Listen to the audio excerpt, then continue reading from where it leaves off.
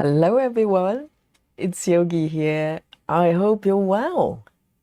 We made it. It's a Christmas Day, and I hope you're having a nice, relaxing day. And yes, I just got home about an hour ago.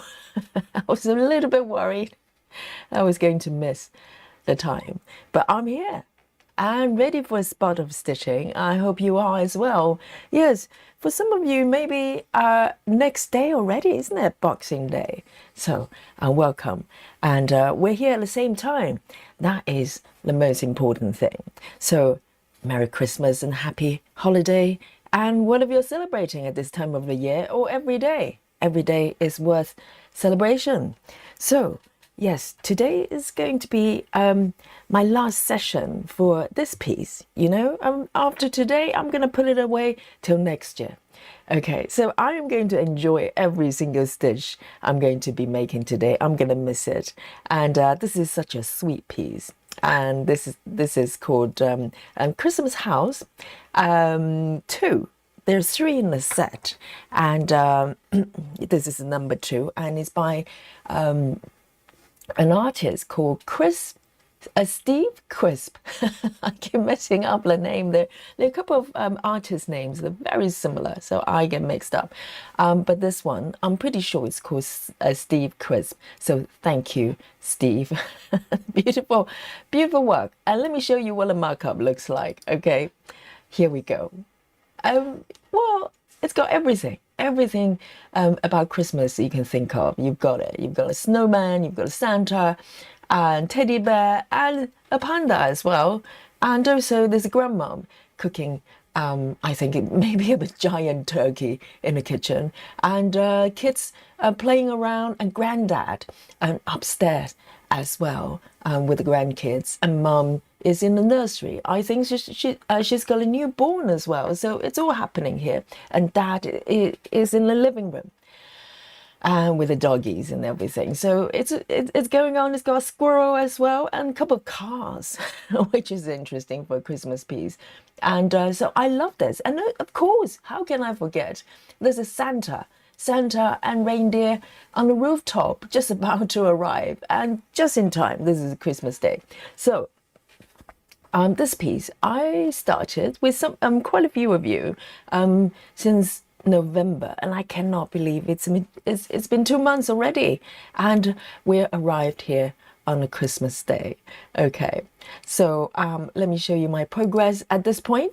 So my plan from the beginning was to focus on a single panel. If you look at the markup here, it's almost like a dollhouse kind of, view here. You can have a sort of take a look into the rooms, the space, the activities going on. So I wanted to focus on a single panel at a time. So my plan in the beginning, back in November, and was aimed to complete one panel, which is the panda panel.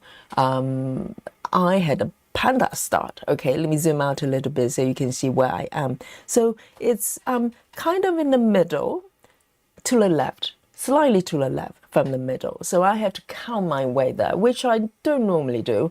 It's a little bit risky, but I have a little bit of margin to play with the fabric. So I thought, well, the worst scenario, if I miss a couple of, blocks, not too bad. I'm not going to run out of the fabric.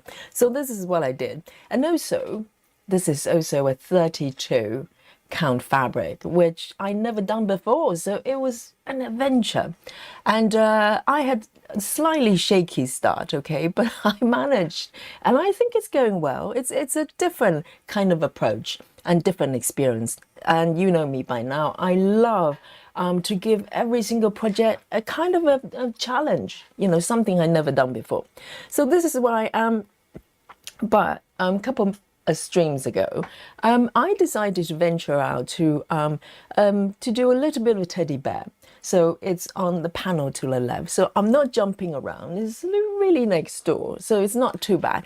And I love it. I really enjoy it. So I am going to continue to the left, to the direction, to the teddy room, okay? And let's have a look at the numbers. We like a little bit of numbers, okay? So today is the last session of this piece, and I'm at the grand total of 2%, slightly over. It's, I'm very happy about it. I'm not mad.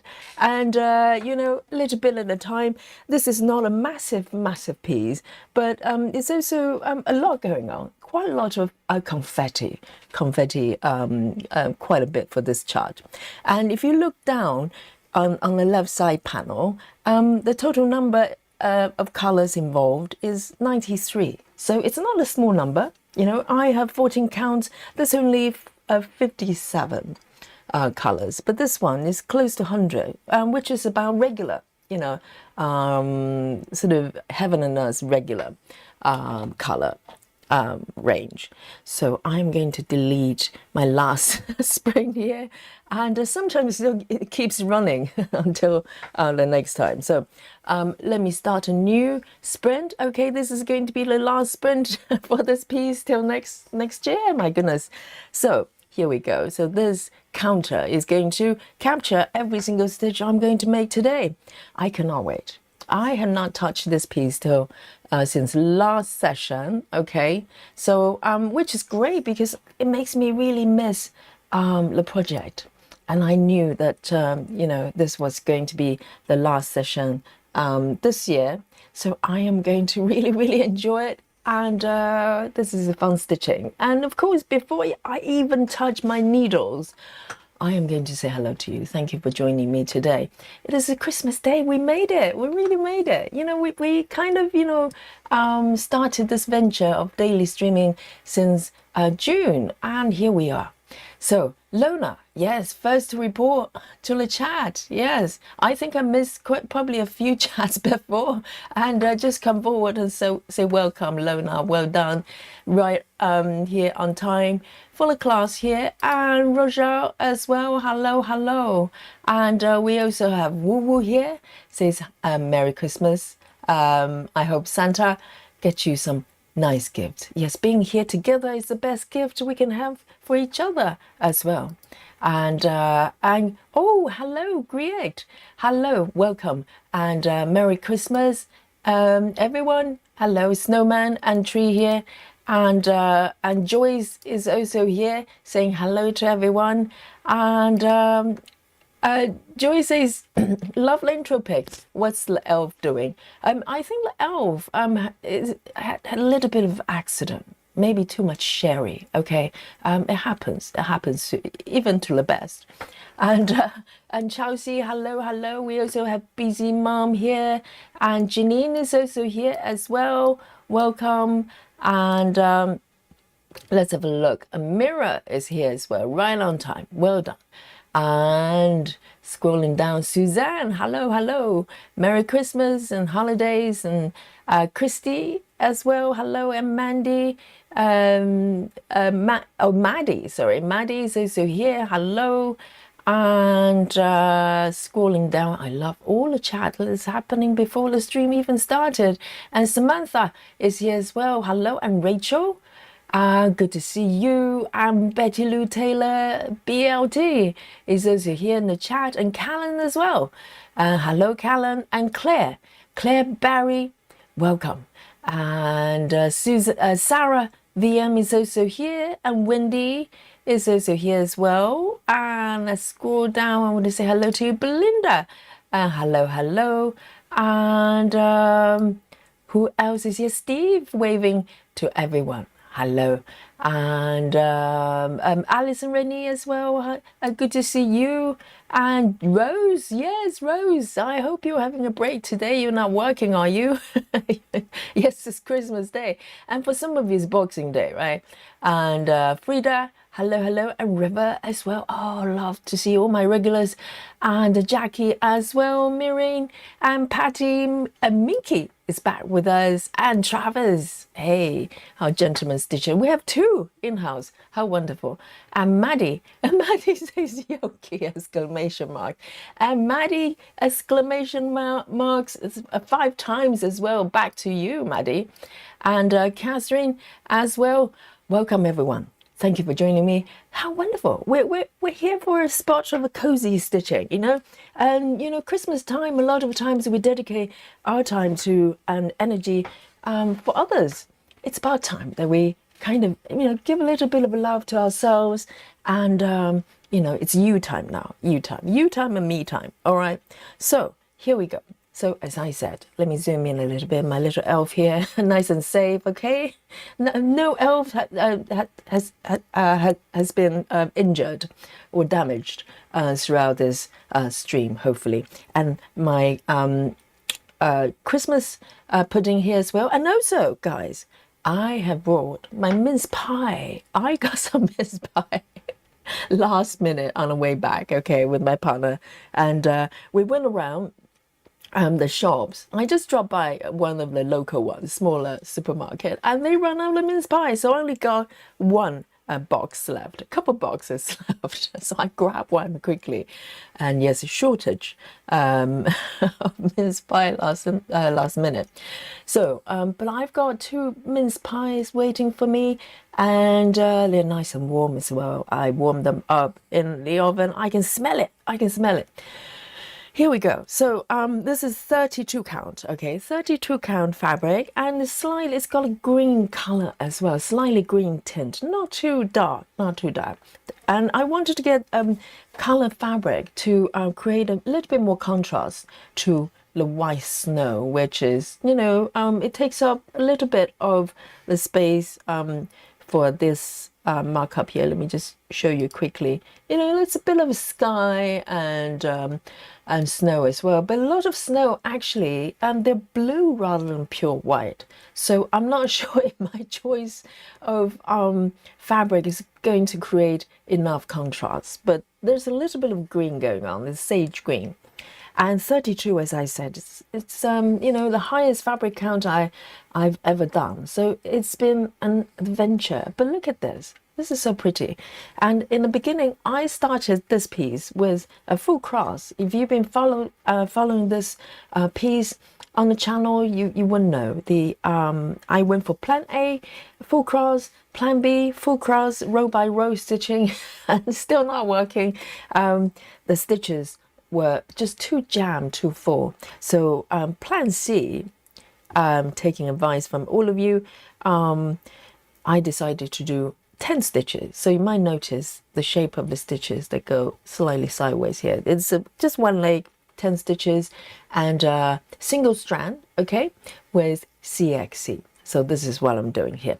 So let me bring up the work mode, and guys, let me know what you're working on, okay, on this beautiful, peaceful Christmas day. It's Christmas night here.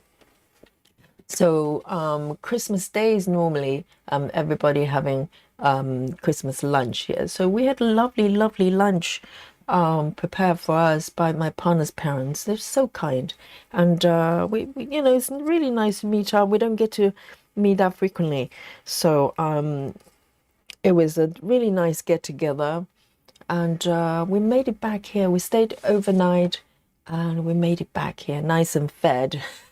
But I still have space for mince pie. Okay, so here we go.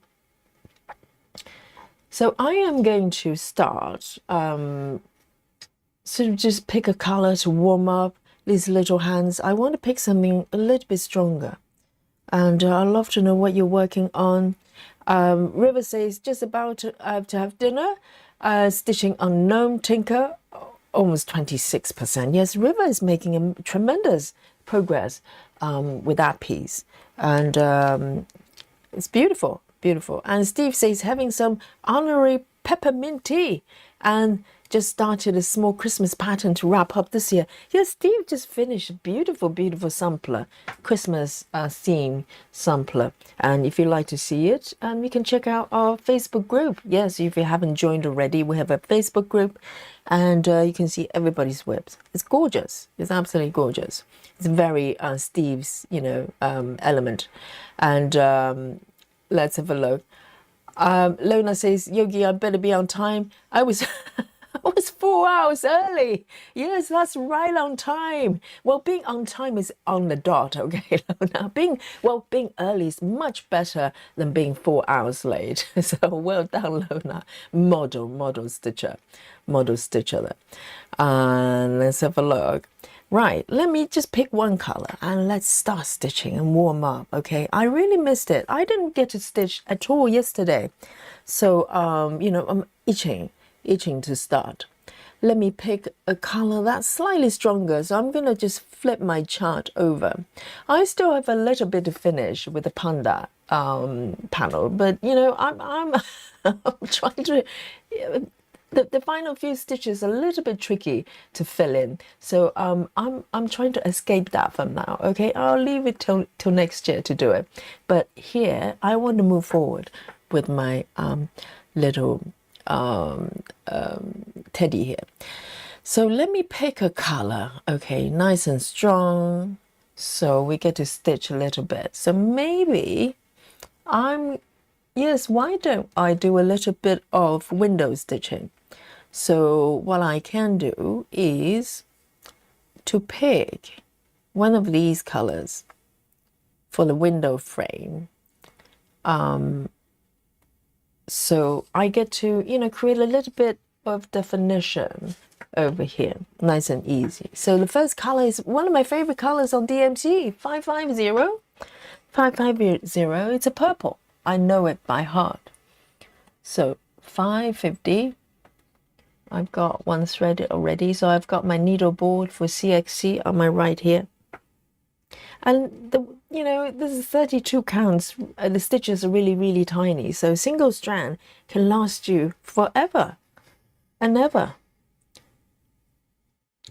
So I am going to do this bit, just create the window frame for the top. Okay, so it's a straight line.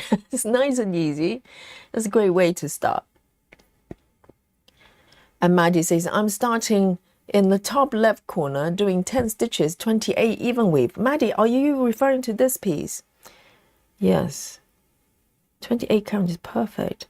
Well, with 23, so this is my first 23 experience, right? And I know someone like Nikki, this is her go-to fabric count, and she's very comfortable stitching it. But for me, it's like, it's a little bit scary. And I don't know, the verdict is not quite out for this fabric count for me, because even though I like the stitches, they are quite delicate, but I have mixed feeling about having to do tent, because I have tried full cross.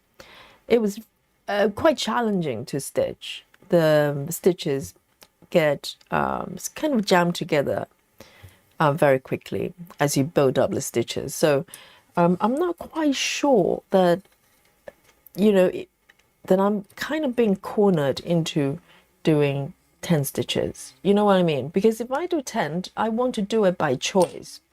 It's a choice rather than having to do it because I have no choice. So that part I haven't quite worked out how I feel about that. So, but I'm enjoying this one so far. And let me know your take on 32 if you do 32, right? I know some aliens, they do full cross, but I have tried. It didn't work out for me. River says, my husband put chocolates in my stocking. And what? 5,400 cash. River, I think we need to clone your husband and, maybe give one of the clones to all, each stitcher as Christmas gift, because this is just going crazy. I think River's husband is just going rogue with gift giving. Suzanne says starting a new project. Yes, Suzanne is having a Christmas new start, right? Suzanne starting a new project. She says I was going to start one if the stitch is so beautiful, Avon pieces, but my friend gifted me a chart, so beautiful, sailing beneath the sailor eclipse. Oh, that sounds epic. Absolutely epic. How wonderful. Christmas start of a Christmas piece. That's a bold move. Very bold move. 1, 2, 3, 4. And Suzanne has just finished the 2025 Sao piece, Unicorn Valley. It's gorgeous. So really well done.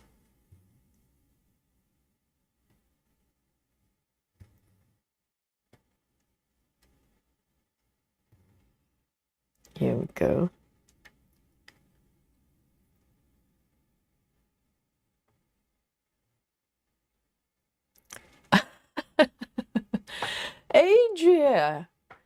Adria, I was wondering where you were. Adri came in hot with a super chat. Thank you so much, Adri. I hope you're well. Where have you been? And I thought maybe you got kidnapped by vampires and stuff. I'm worried about Adri, you know.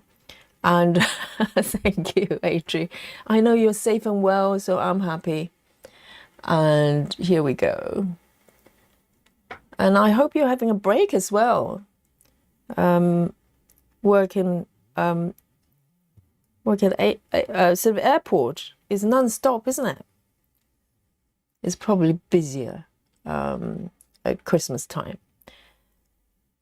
1, 2, 3. Here.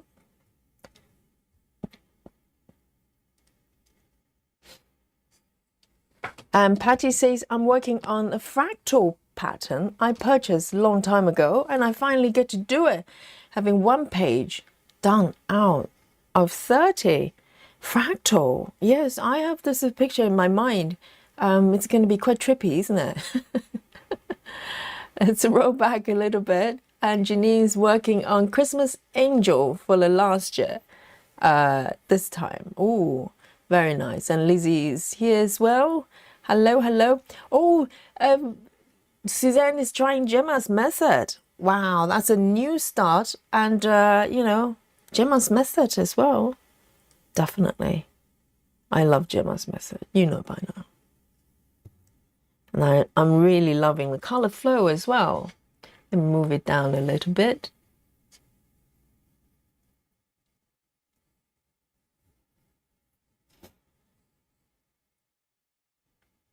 I know, Adri's here, isn't it? It's like, where has she been? Seriously.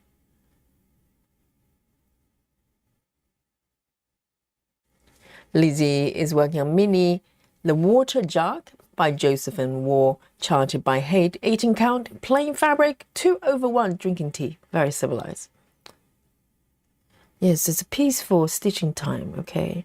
And because we've probably all been quite busy, and some of them, you know, some of us probably taking a little bit of Christmas break, but at the same time, you know, you have to dedicate more time doing other things, which is great. You know, family time is great, shopping time is great, but it's time to kind of, you know, just sit down and have a little bit of me time. It's really important to have me time every day, actually.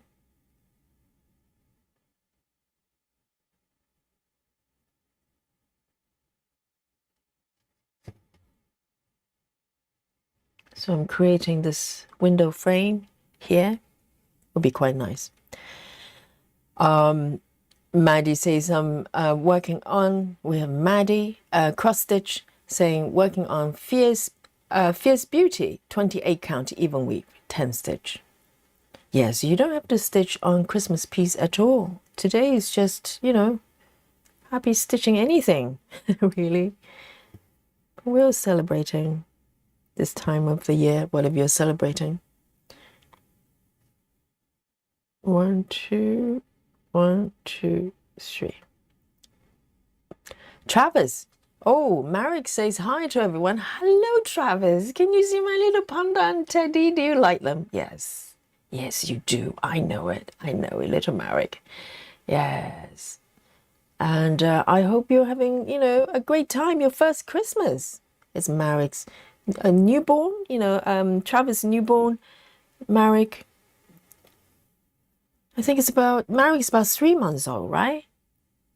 Something like that. First Christmas and first snow. It's a new experience every day.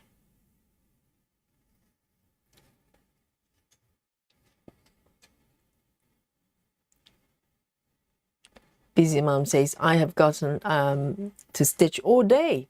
I'm stitching on Countryside Christmas by Rosemary Berlin, charted by Stitch. So beautiful. That's a popular company, isn't it? I haven't, I don't think I ever looked up their website, but it's been mentioned quite a lot by Stitchers. I shall have a look.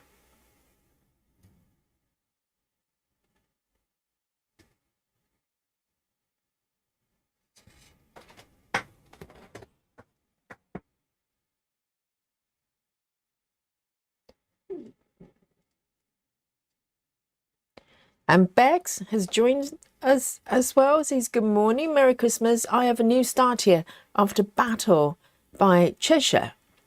2/110. Oh, after the Battle by Cheshire sounds epic. Sounds like some sort of historical themed piece. Yes. 2/110 on 28 even week.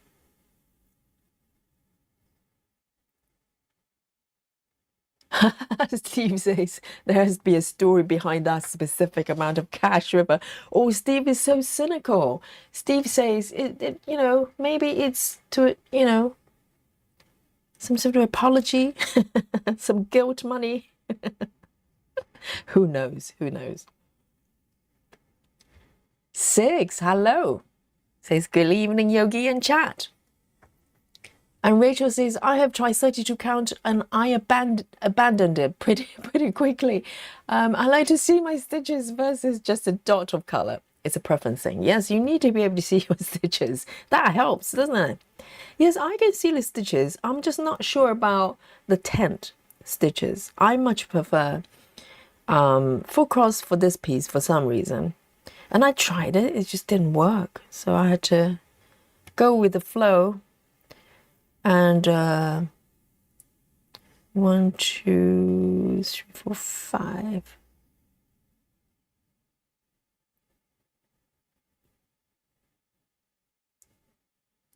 One, two, three, four, one more. Yes, I was quite surprised that I'm actually able to see the stitches. It was a shocker.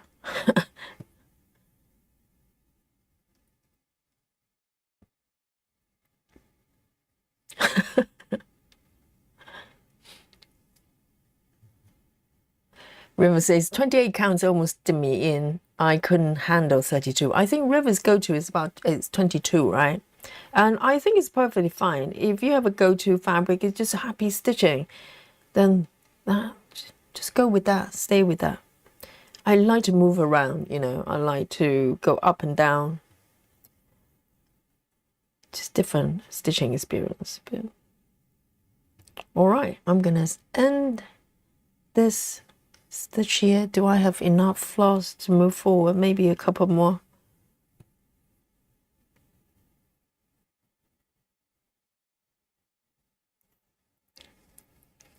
Adri says, have been working so much. I'm working now. Early morning shift and I have to sleep 6 p.m. to wake up at 2. Oh, goodness.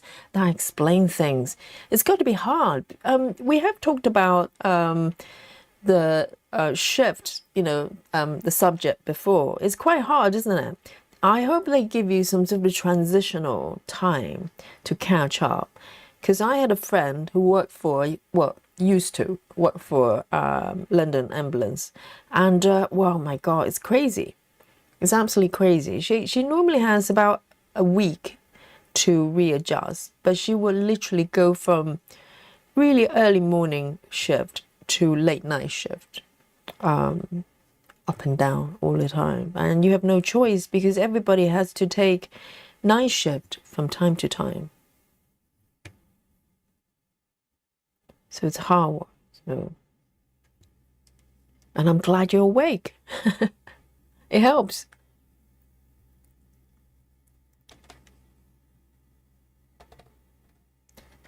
So Suzanne is doing the original Gemma's method. Yes, I think that would be a very good starting point, because I think I kind of see color flow as kind of a twist of the original method. So I think it's very helpful to be familiar with the original method, and then you can bend the rules slightly. Fundamentally, I don't think they're that different.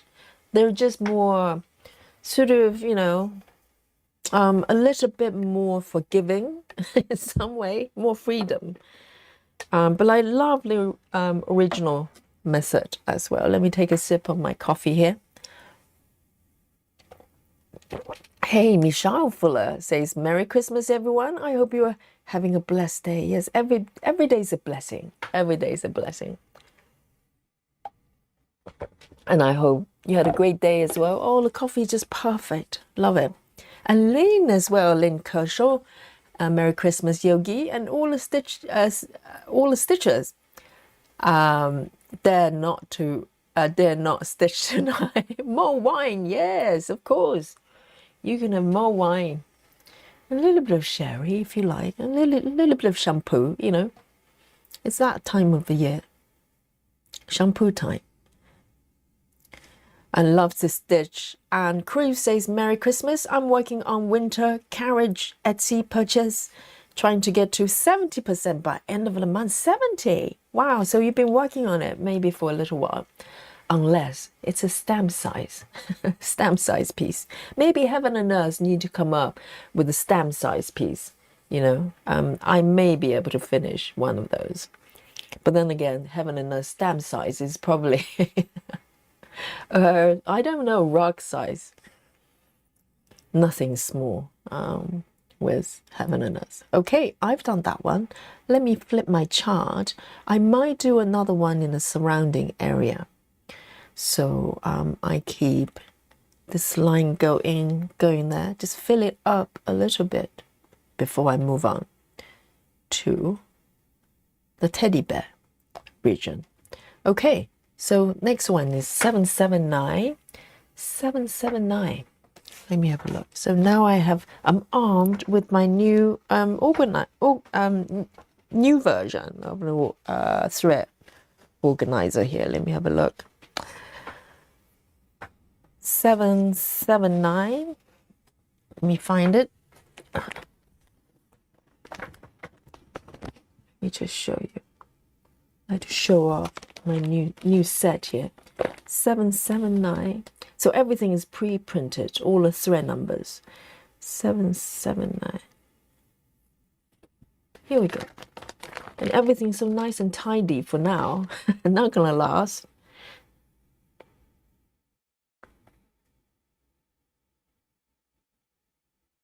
All right.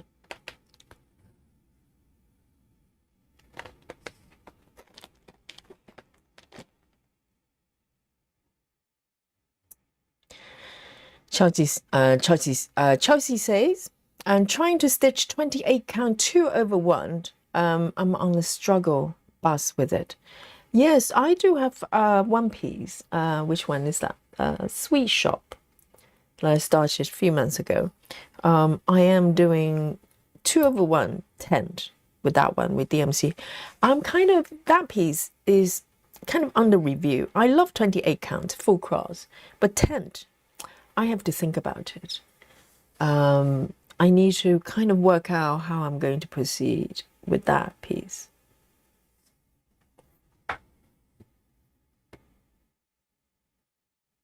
The 28 count is a joy to stitch for me.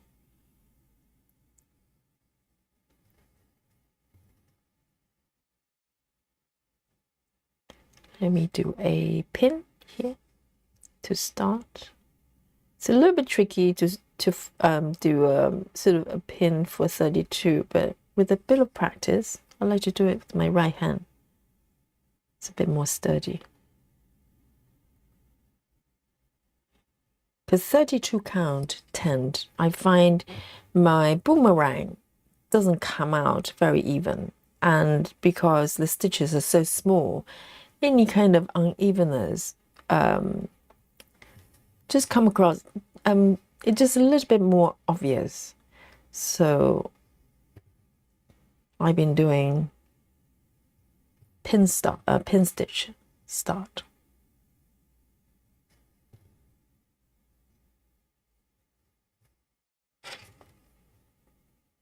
So this one is 779.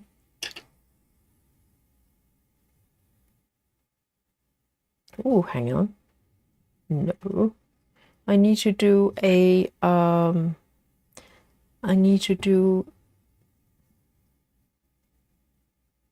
never mind. Let me just travel over. This is a long distance for me to travel, but I don't mind it. It's okay. I can live with that. Woo Woo says, oh, spooky bingo for Woo Woo, 779. Guys, flash the bingo card for Woo Woo here. Yes, the first one goes, the first spooky bingo of tonight, Christmas Day, goes to Woo Woo. Well done. Yes.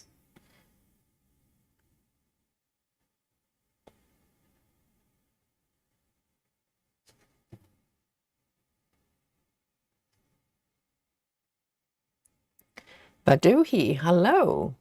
Welcome.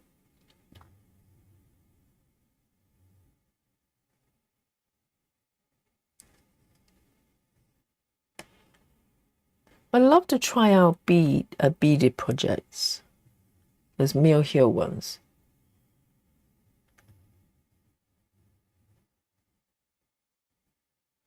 Yes, spooky bingo. All right then. In that case, I am going to end this stitch here because they're quite far apart, and I don't want to take my threads too far away, my stitches. All right. So I'm gonna do a pin ending with this one. 779. Going back. 779.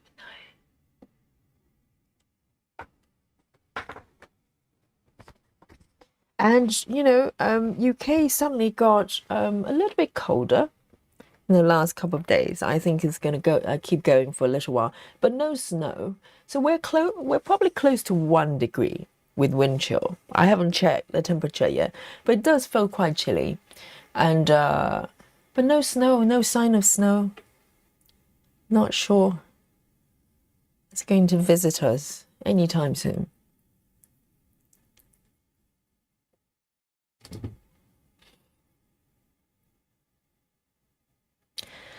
Chelsea says, tent is working better than full cross I did, considering restarting. So you try both full cross, 1/1, and 2/1 tent, right? On 28, and you prefer tent. Interesting. I love a full cross on 28, but tent, I have to work it out. Maybe I'll try CXC instead. I'm not sure what it is. It just doesn't feel totally there yet. Oh, actually, with 779, I'm gonna revive my 779 because I just discovered there's a whole bunch of stitches at the bottom as well. So I can do those. Yes, there's quite a whole bunch of 779 down here. So the spooky bingo with Woo Woo continues.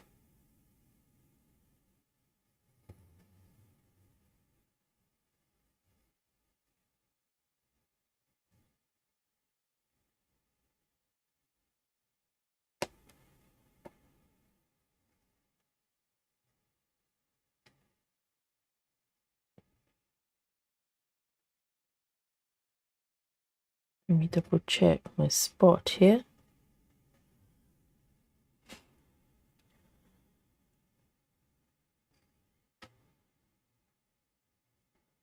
Badu, he says, it's been a not stitching phase for me. I don't know why. Oh, Baduhi.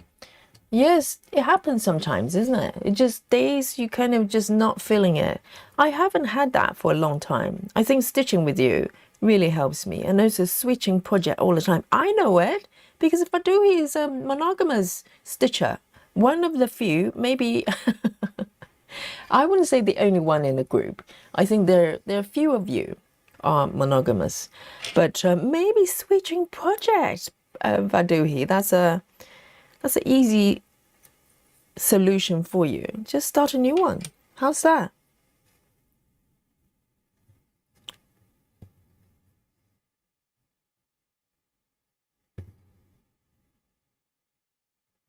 The teddy bear is so cute though.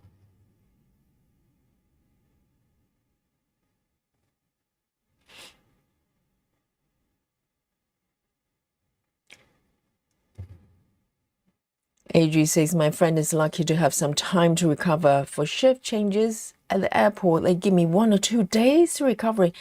Oh, that's not enough. It was such a drastic change of time. It's like jet lag, isn't it? Sometimes it takes like a week to readjust. 1 to 2 days is not enough. You need to tell them.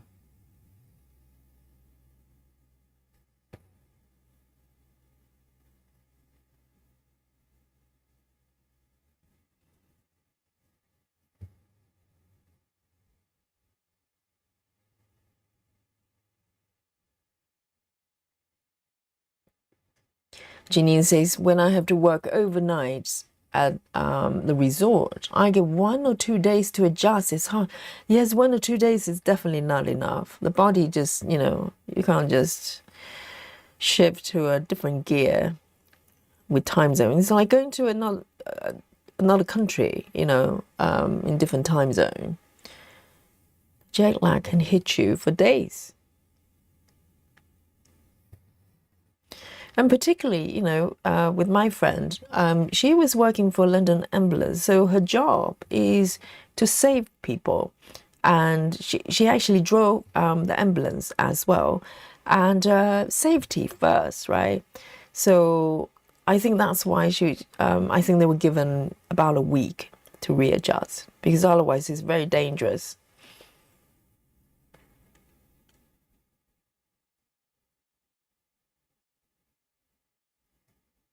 But I think for companies, they are, it's time saving, cost saving.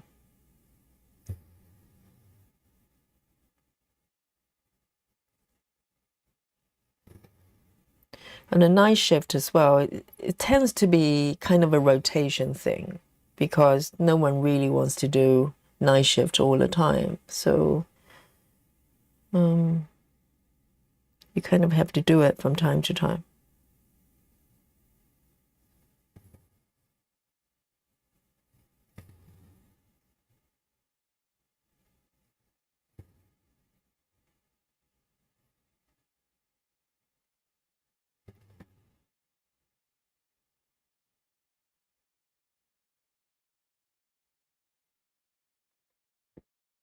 Amira says, we nearly had a white Christmas yesterday. It snowed. It was too warm to stay.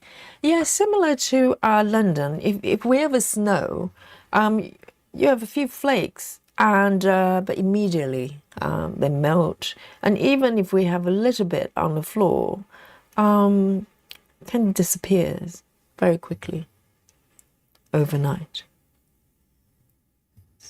I can't remember the last time we had meaningful amount of snow. The kind of snow you can build snowball or a mini snowman. I cannot remember when the last time that happened.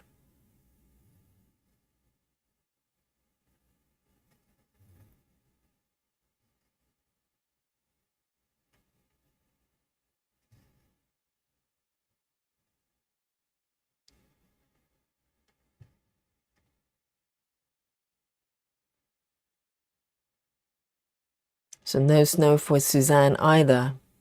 I would imagine, Sweden will be snowing a lot at this time of the year. Chelsea says, I wonder if I change methods, if that will help. Doing page by page, minimum to max cross country, maybe a parking method would be better. If you're doing page by page, that's quite a large area, isn't it? And really depending on, I think, how accustomed you are to 28 counts. So 28 counts, I actually travel quite far with my Gecko Rouge and traveling library. Trying to think. Yes, I mean, if you ever kind of wonder whether, if it feels a little bit iffy, I tend to kind of try to stitch with a different method and see if it flows better. And you have nothing to lose anyway. If you park for a little bit, it's not flowing, you just stop parking. No big deal. Adria says, I'm in constant jet lag. I'm not surprised. And sleep is so important, isn't it? If your sleeping pattern is going wild, everything goes weird. You can't think straight, and everything just feels weird. It impairs your judgment.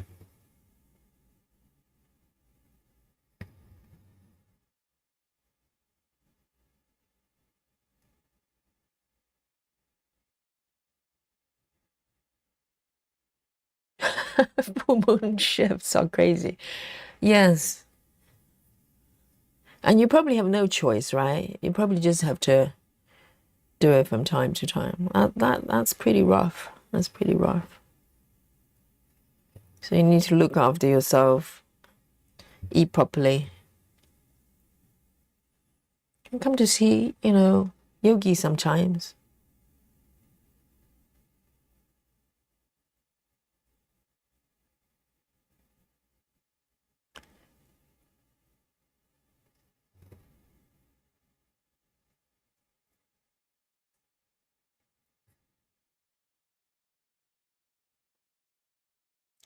Chelsea says, I was a monogamous stitcher. Then I met Yogi.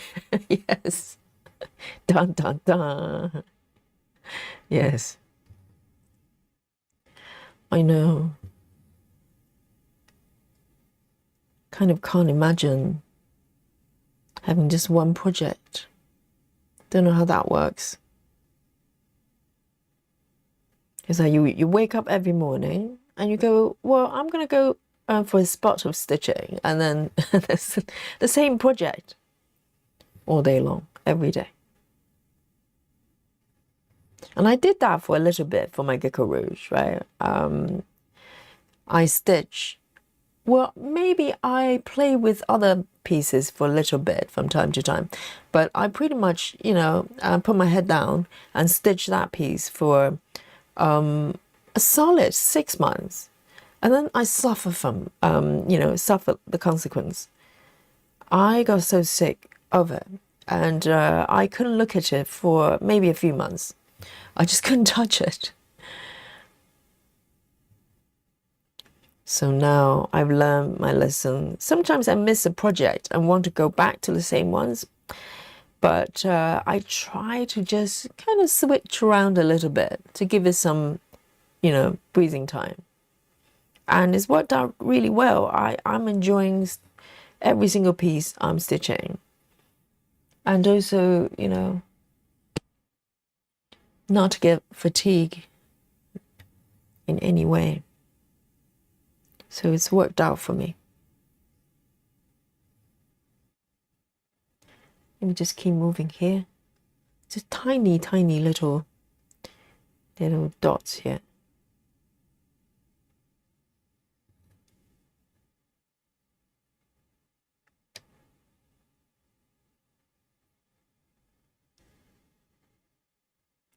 Adri says, I always think weird, Yogi. I agree, Adri. That explains a lot. But has the shift changing situation a recent thing, or has it always been like this? Is it a recent development, I wonder? Ooh, what's happening here? I just slipped a stitch.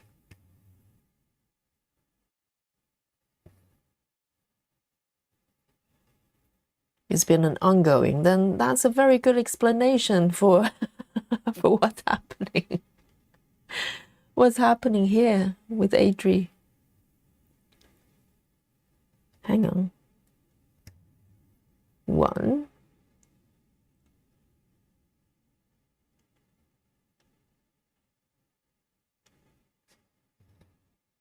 And Adri, have you been doing crafts and stitching? I know you don't do full coverage, but you need to give yourself some time, you know, me time as well, Adri time.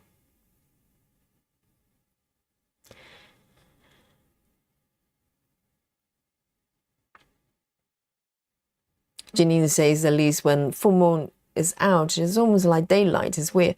Yes, I don't know what's going on with moon. It scares me a little bit. I can't look at it. Particularly full moon. It just feels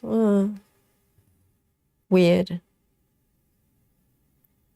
Hey, Bears. Bears from New Zealand says, hello, Stitchy friends. I'm traveling today, so can't stay, but I hope everyone is having a lovely holiday time, staying safe, and hopefully get some stitching time. Yes, you need to give some time. Traveling can be quite stressful. And yes, hope you're having a great time. And it's Boxing Day today, isn't it? Already. Oh, lovely coffee. Delicious. Suzanne says, I think I was monogamous on this project and then I just finished for like 3 months. Really? Have you been working on the sound piece for 3 months? Really? Wow. That is tremendous. You must be so happy that it's over. Jeez, really? 3 months.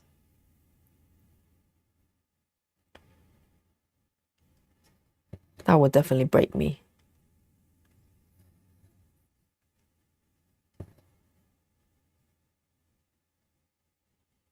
Susan, my love.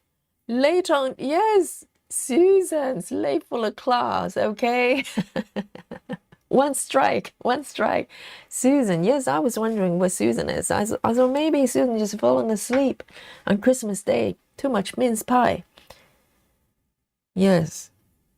And great to see you, darling.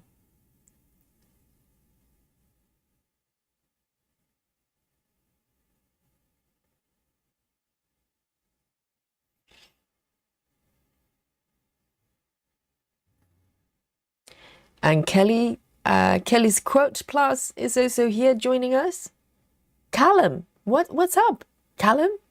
What? Why are we having alarm sign? Have I done something wrong? I think everything's good so far, isn't it?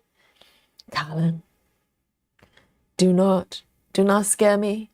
Okay, it's Christmas Day, the peaceful Christmas night, and I want to keep everything nice and tranquil, peaceful, no alarms, no frogs. Okay, frog-free Christmas.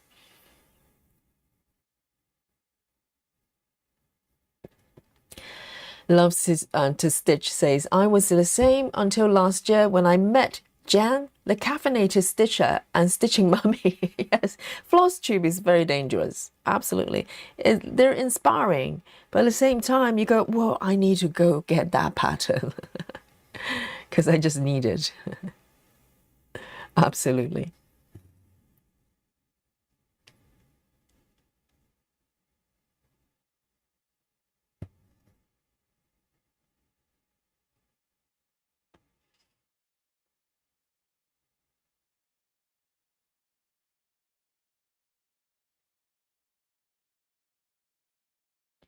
Adri says, I forgot to take my vacations this year, so I have to now push so I can get them before March. Oh dear.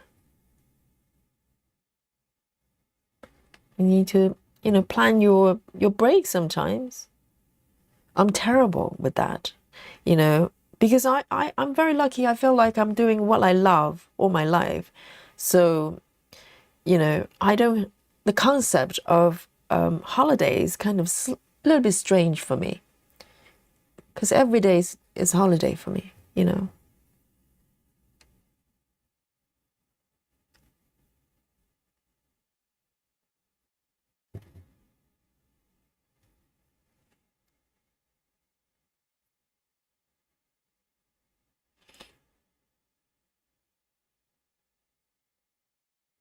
AG says, I've been crafting as well, not as much as I would love, but I still make pockets of time to get some crafty time. Yeah, you have to. It's therapy, isn't it? It doesn't matter what you do. Just do something, just spend time for yourself. Just be there and do things you love. It's healing. Definitely. Give that to yourself.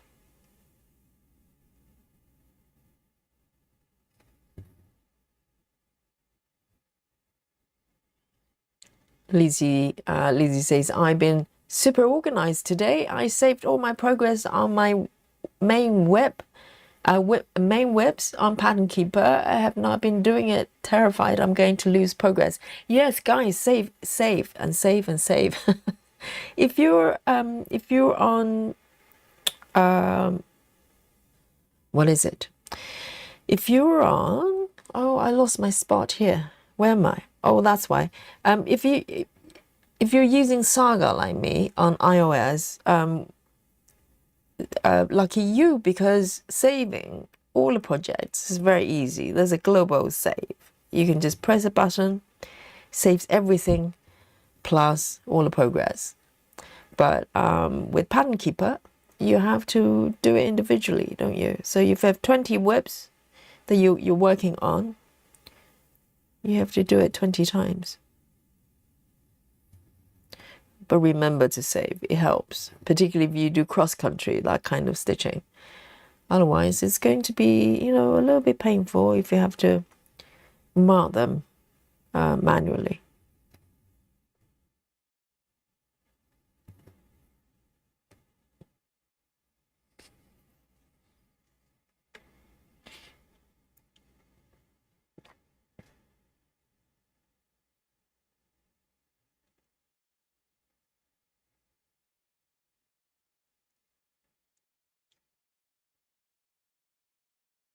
And Jones says very dangerous, or maybe referring to floss tube.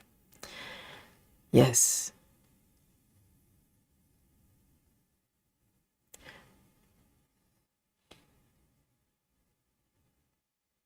Let me check where I am.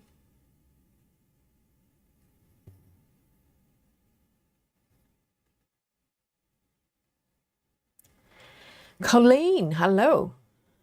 Colleen says, hello, just want to say Merry Christmas, everyone. I'm going to watch football. Colleen, do a bit of a stitching, okay? It's mandatory. Yes, enjoy the football. Janine says, I never save my progress on Pattern Keeper, living on the edge. Yes, Janine, like your piece, which is it? The circus piece, for instance, the way you're stitching, if you need to mark all the stitches, if you lose the progress, it's going to be a little bit painful, okay? Just saying. I know Pattern Keeper is a little bit of a hassle, isn't it? You have to save one at a time. There's no global saving function. They need it. I think it's critical.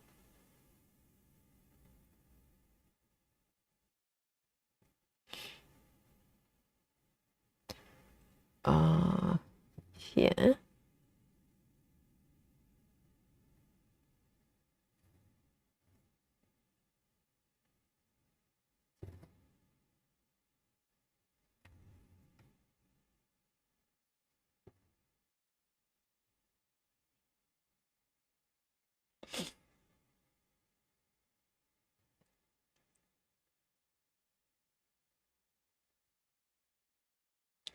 Maddie says, Yogi, what are you snacking on today? I've grabbed some freeze-dried Skittles.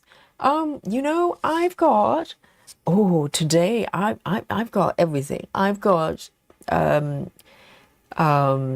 my chocolate buttons. Finally, I've got a new bag, and also I've got mince pies. So for occasion. So I'm fully prepared for the snacky time. I can't wait, and my coffee as well.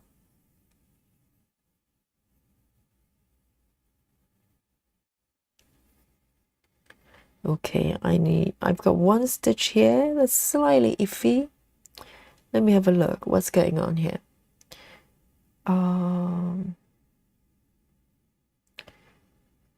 Right here.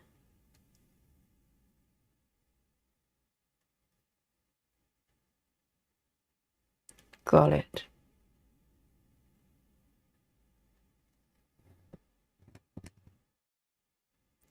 I think longer distance cross country with 10 stitches is still a little bit challenging for me.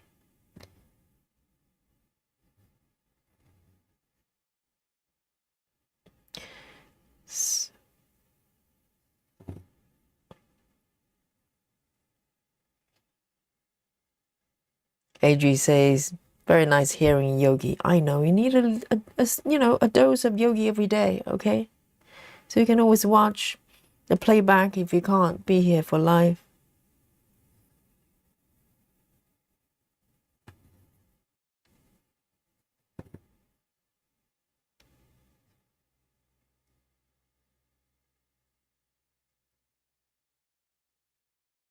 And yes, have a lovely rest, Adri. And make sure you make time for yourself. And I'll see you soon. Report to the chat from time to time so we know that you're doing well.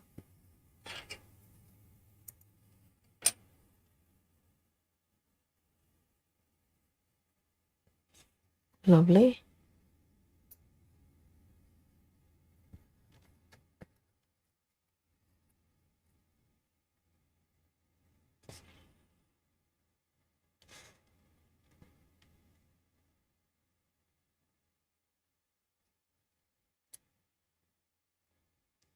Kelly says, I don't cross country very far.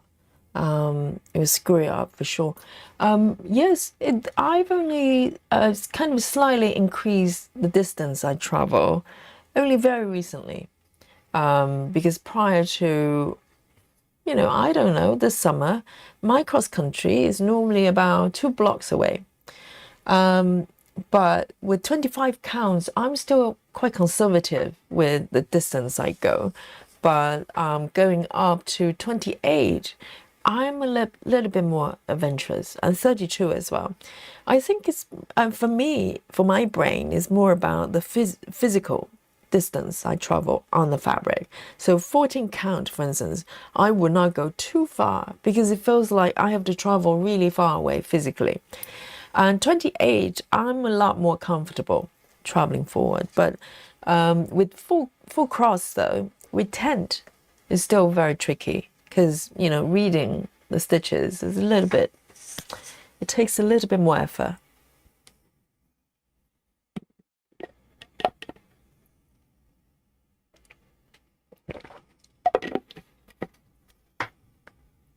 All right.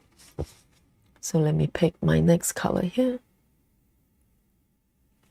I want to work around, maybe around the teddy bear here. Let's see what I've got here. Unless I suspect there's going to be a little bit air stitching around the teddy. That's why I haven't done it.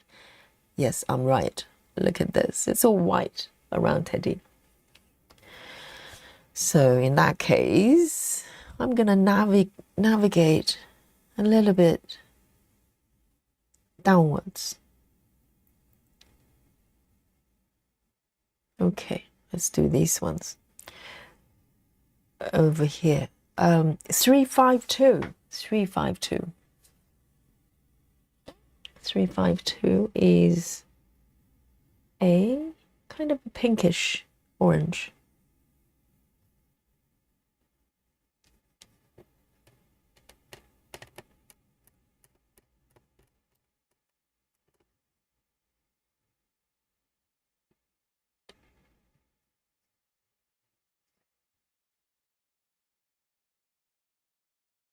There's a little tail there sticking out.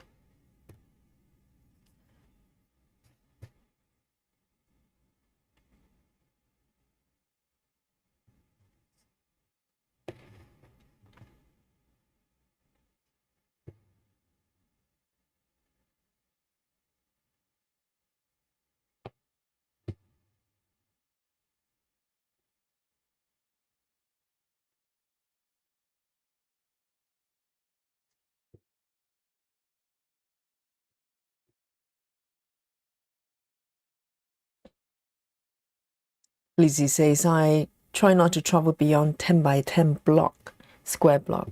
I think I tend to stay within maybe a block and a half with 25 upwards. I just don't feel comfortable going too far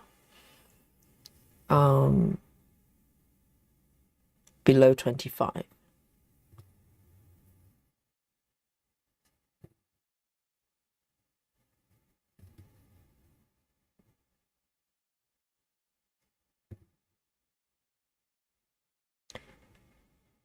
Oh no, loves to stitch and Cruz says, Callum's right, you have stitches off one column. Which one? Is it at the top or bottom?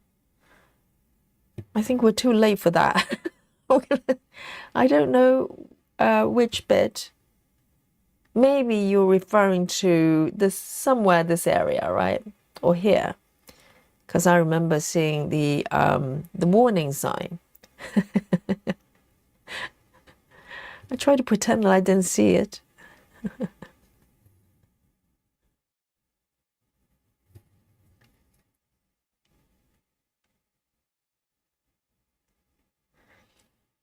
All right then. Maybe. Should I go over there?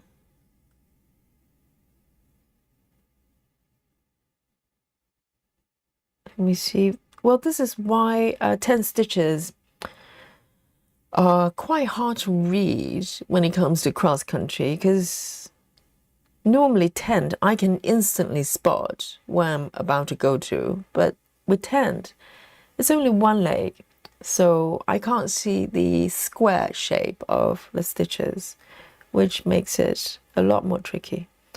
1, 2, 3.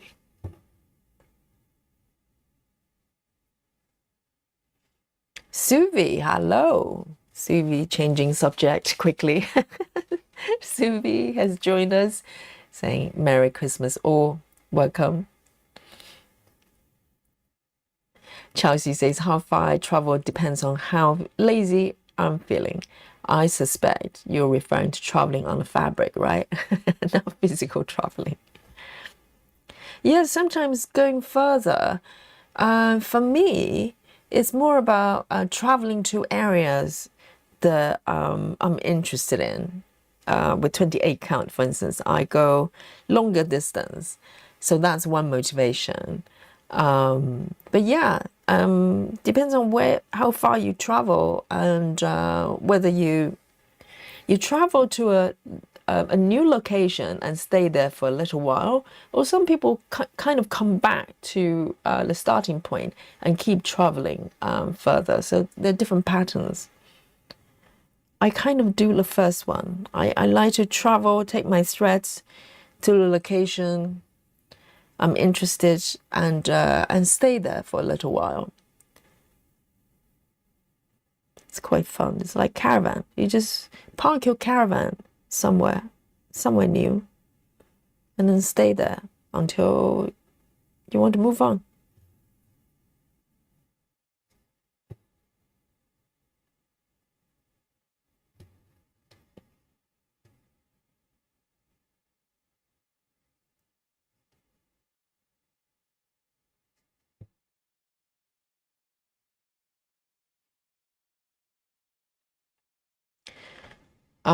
Loves to stitch says bottom third grid from the left. 1, 2, 3. Oh, these ones. Let's have a look. Oh, yes, you're quite right. Yes, this should be two columns, but I've got one. Let me just flip my chart here. All right, all right. I was hoping to fudge because if the surrounding stitches are quite similar in colors, then I can probably fudge it. But looking at this, the stitches on the sides, they're actually quite bright. Okay, I'll try to fix it when I get here. Maybe I'll frog it if if I can't fix it. If I can't fudge, then I'll fix it. So, oh, the ego eye of the chat. Nothing escapes the chat, you know. Just when I think no one is watching, you know, I can just freestyle. Everybody's busy chatting. No. Yes, we have stitchers watching every stitch I make. Oh, 1, 2, 3, 4. So I will try to fix it, address the issue, and clear the crime scene when I get there.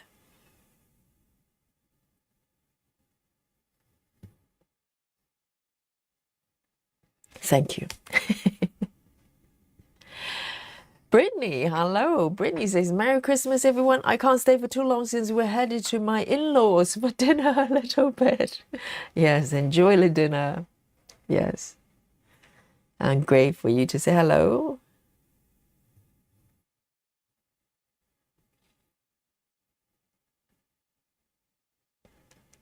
One, two, three. 1, 2, 3.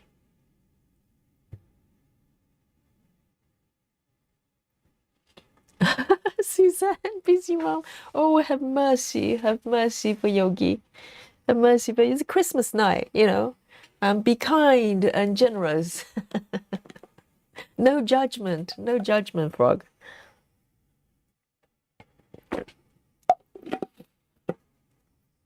Take a sip of my coffee.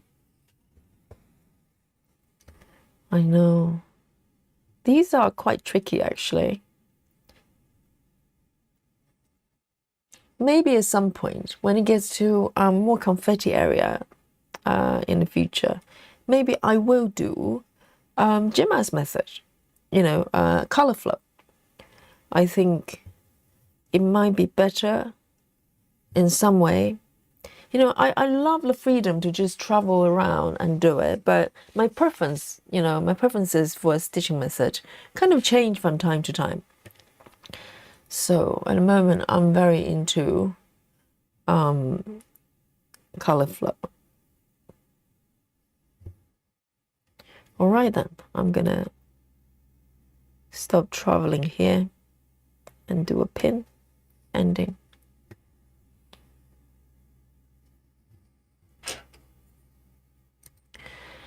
Three, 5, 2. 3, 5, 2.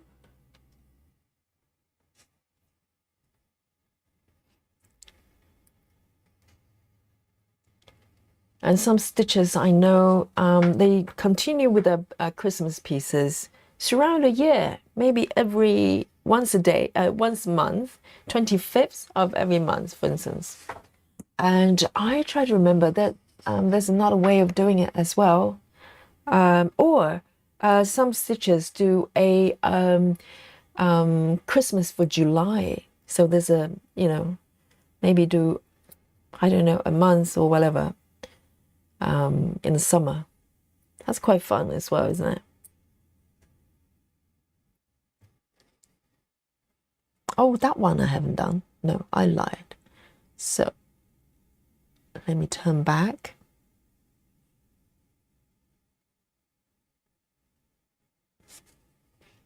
And so this is the balcony area. I want to do a little bit of the bed area as well. So let's have a look at this one. All right then. 3, 8, 3, 1. Nice and bright. 3, 8, 3, 1.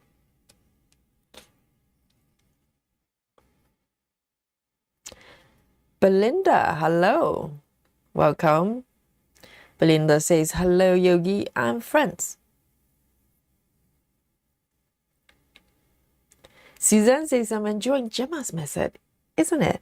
And what fabric count are you working on? I'll be interested to know, because I find Gemma's stitches, up until the color flow I'm doing with the vintage toys, I tend to work on sort of lower fabric counts, like maybe up to 18 with Gemma's method. But I find color flow works probably for all fabric counts, because you have a little bit more freedom.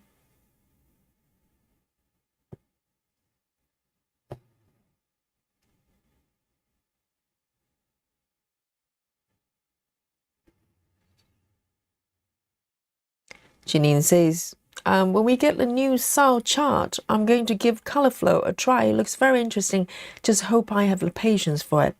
Yes, when are you getting the charts then? And those are joining the Heaven and Earth SAL 2026. You brave souls. Better you than me. Yes, it's New Year's start, isn't it?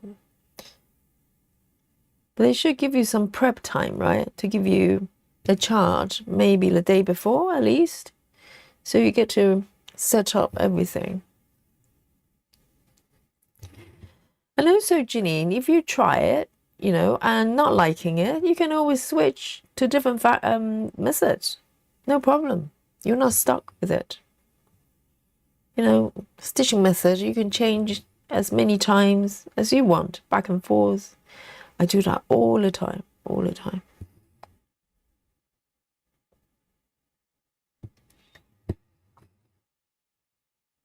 And particularly if you feel a little bit, you know, fatigued with one project, you can change the project, you know, or you change the stitching method. Instantly, it feels like a different project.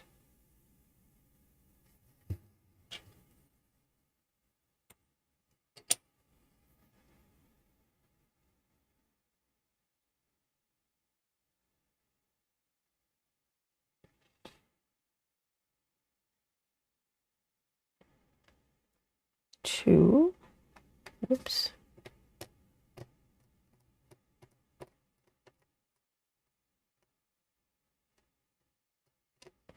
That one's sticking on.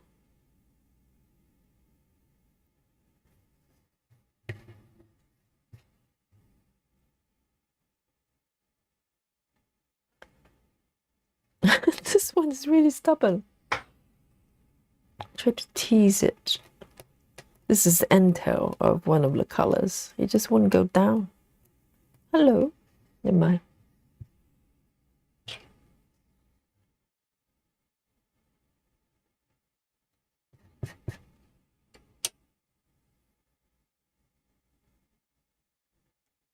So Suzanne is doing 22. That's perfect. Yes, 22 is really nice.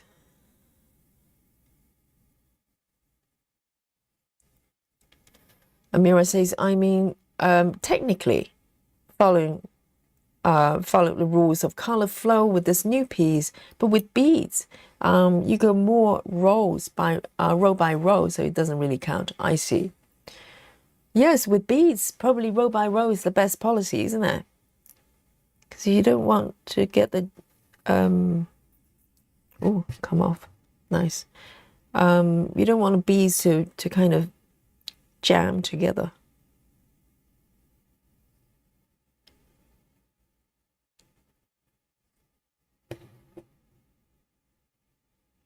I love to try beads next year. And also those pieces from Mill Hills, they're quite small, so they look doable, you know. Maybe even I can finish it. Ambitious. Ambitious. Oops.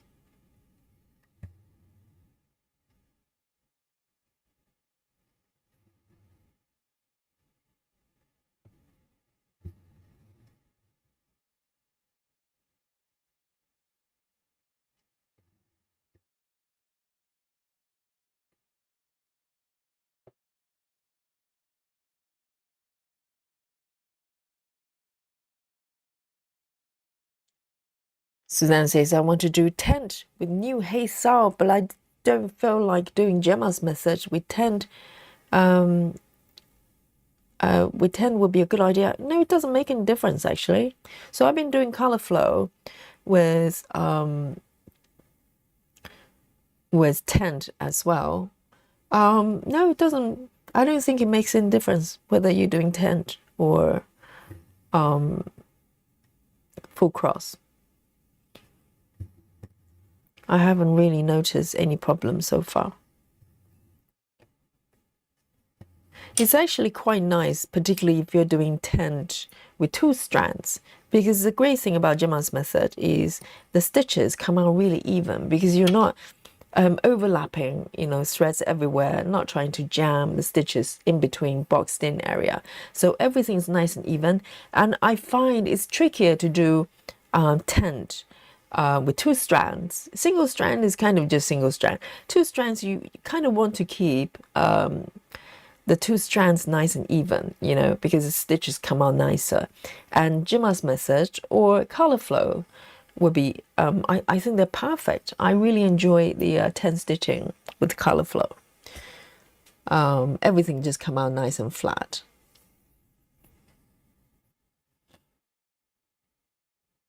Janine says, I'm going to do LaSalle on 18 count, so I think it'll work good for Gemma's method. Yes, Janine, it's going to work perfectly.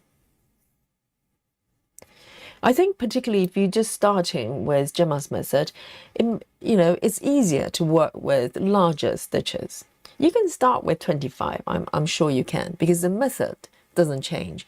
But for some reason, it just feels a little bit more, I don't know, because you're building up larger area with the stitches.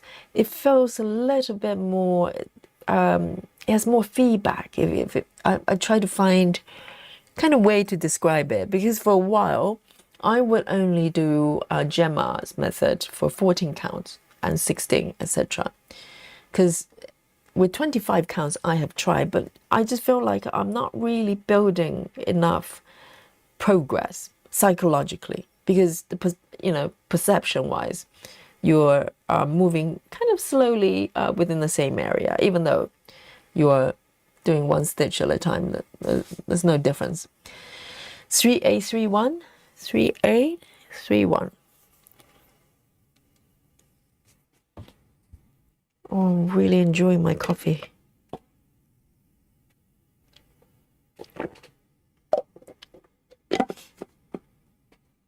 Joy says, or you do several areas in the same project with another method.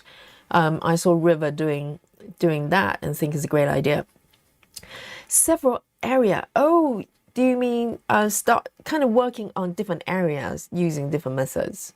Yes, you can totally do that. It's probably quite fun, and I'm sure at some point that happens as well with my projects.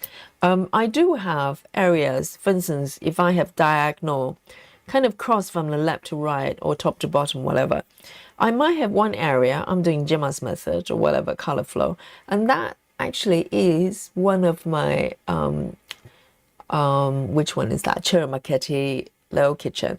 On one end I'm doing color flow, but the other end I have been doing minimum to max, so it's everywhere. It doesn't matter. I think ultimately we're just doing stitches, and very frequently I go from parking to no parking and park again, whatever. Yes, it's good fun. And before you know it, you're making a lot of progress.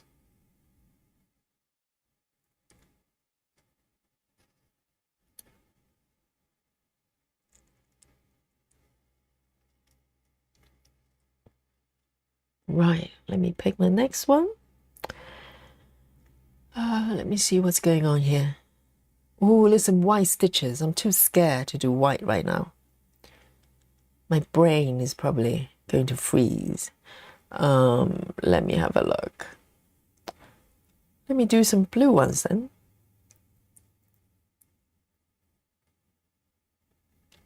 Yes, I can handle some blue stitches.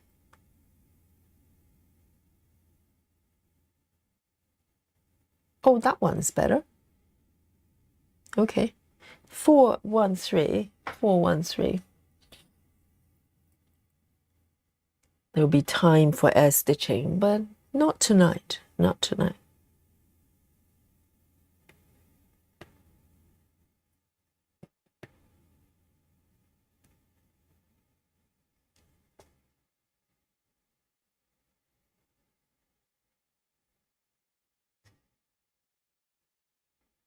Ah, so Suzanne's concerned with 10 stitches, Gemma's message, because you're worried that you have to switch directions. Um, I kind of know what you're saying, but I haven't noticed any issues with that though, because I'm quite, you know, quite free when it comes to direction of the stitches. I'm not consistent. So we tend, you go, I generally, by default, I go from bottom left to upper right. But when there are times I do the other way, I kind of just find the open corners to start my stitch. So sometimes it could be the other, opposite direction. But that's interesting. I think you just need to try it. You need to try it, and I haven't noticed any issues with that. But 1, 2, that one is done.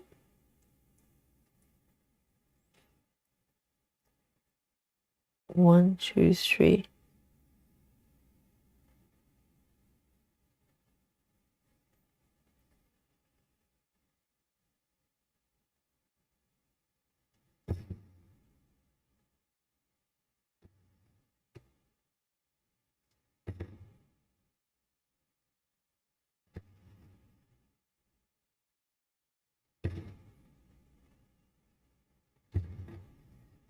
There.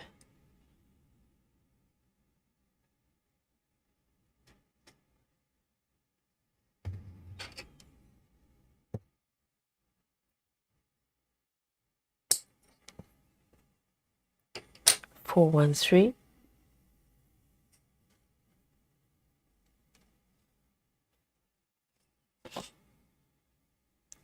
Busy Mom says, I just got a 22 count and start new project. I start a new project this morning. I think I'm going to like 22.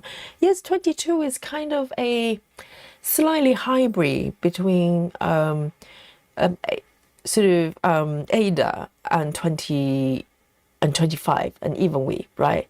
It's the stitches are small, not that different from 25, I don't think, but it still has that kind of sort of Ada felt to the fabric. Yes, I like 22 as well. So when I told the story of how I sort of trained my eyes to be able to stitch even weave, going from 14 counts with my whip parade that I did last weekend. And so, I kind of just slowly building up my stitch counts, just, prepare my eyes for 25. And when I got to 22, after a little bit, I felt quite comfortable that I could tackle 25 count. And I was right, because 22, you do have that even weave type of feel as well, but they're slightly chunkier. So it was a good training. Janine says, I think I'll have to do 3 strands tent on 18 counts. 18 counts, I think you can still get away with 2 strands. What do you think, guys? 18 counts, personally, I would still... Oh, with tent. Okay, sorry. I'm thinking full cross. Yes, I think tent, if you're doing tent, 18 counts, you probably do 3 strands. And I think that's what Laura's doing for a traveling library. I don't think it's 16. It's she's doing working on traveling library. I think it's 18 counts, maybe 18 counts, 3 strands, tent. I don't know Laura, whether Laura's in the chat, so she can confirm.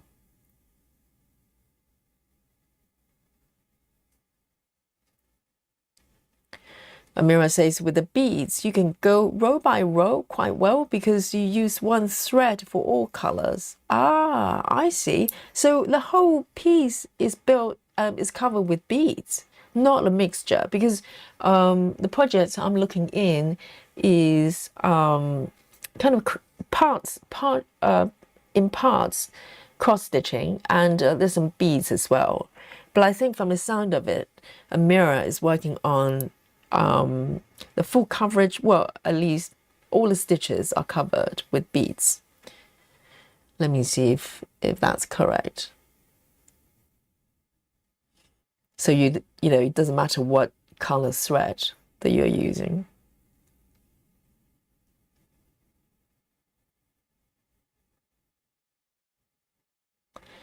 Hey Natty, well, happy Christmas.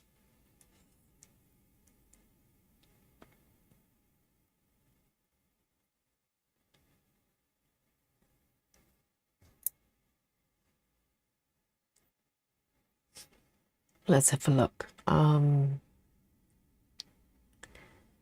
Quite a lot of air stitching in this area, so kind of try to discreetly avoid it.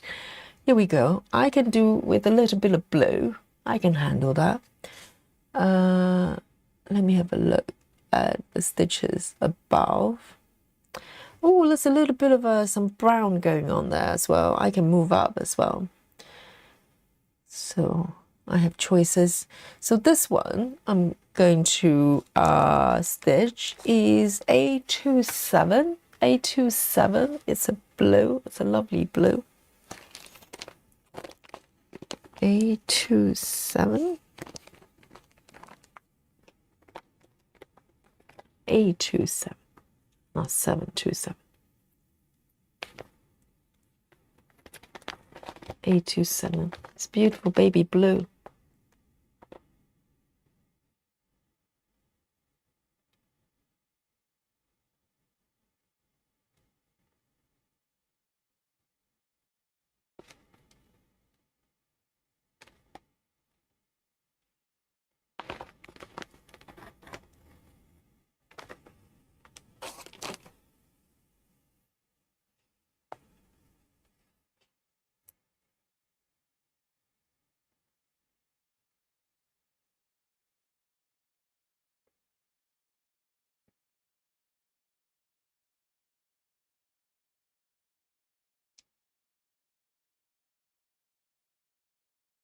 So Suzanne says that there's some 10 stitches kind of slipped a little bit. With even weave, yes, sometimes it can happen. But I don't think if you're doing anything that's like, you know, that's not even weave, let's say 22, you probably don't need to worry about slip stitch that much, do you? Does it slip with Ada? I don't think it happens with Ada. It's an even weave. That's more of an issue, isn't it?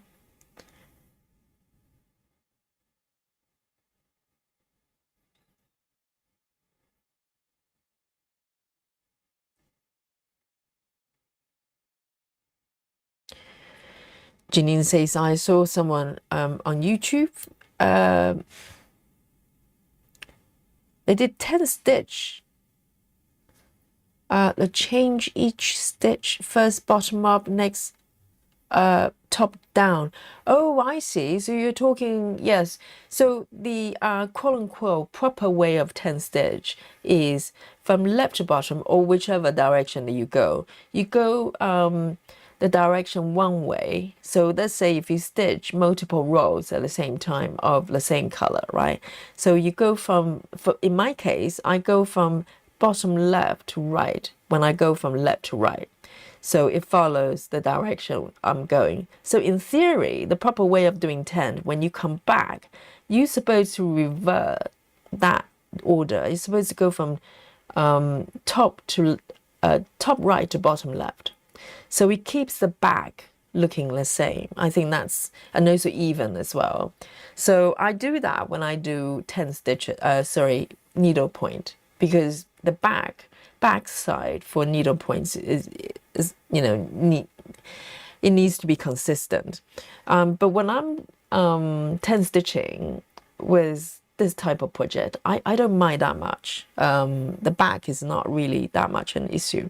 It doesn't really change the thickness. that much. But in theory, I think that's what Janine's referring to. So that's how I was taught on how to do tent or continental stitches.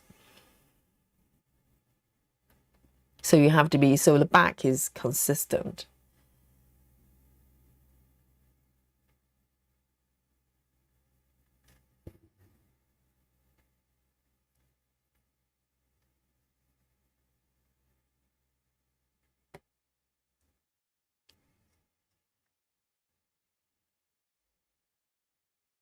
See you later, River. Enjoy your movie. And thank you for saying hello. And enjoy the new cash. Yes, that's always nice.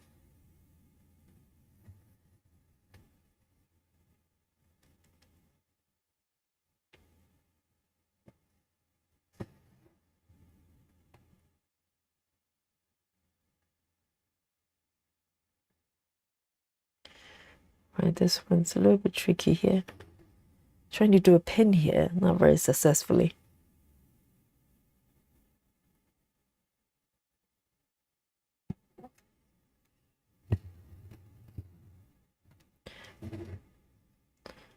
Okay, I'm going to do a boomerang. I'm not going to fight it.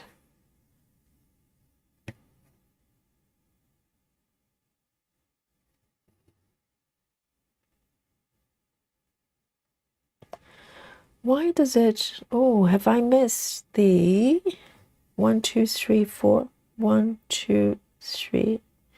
That's correct.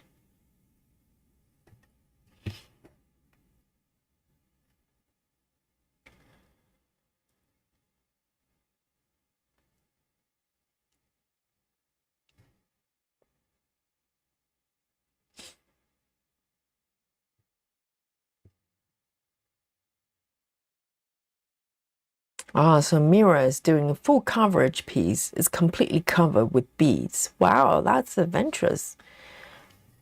Yes. So the beaded projects I've been trying to do is kind of a mix. So Amira's piece is fully covered.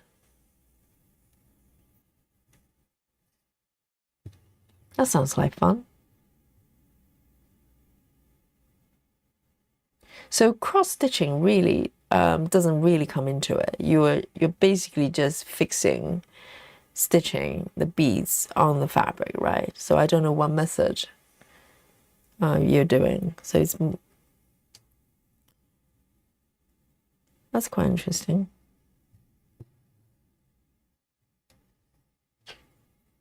So it's a little bit like diamond painting, right? But you're doing beads instead. I think diamond painting is probably coming from that kind of concept. Instead of stitches or beads, you're placing beads on a sticky pad.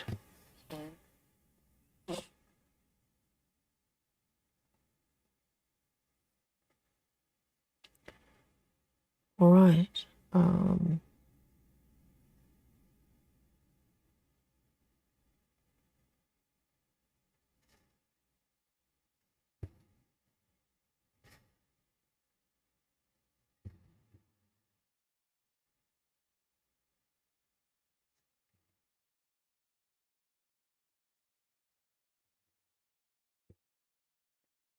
Into a boomerang. My pin stitching is not.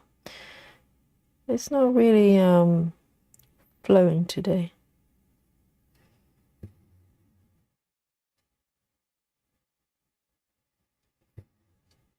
That's fine. Here you go. A27.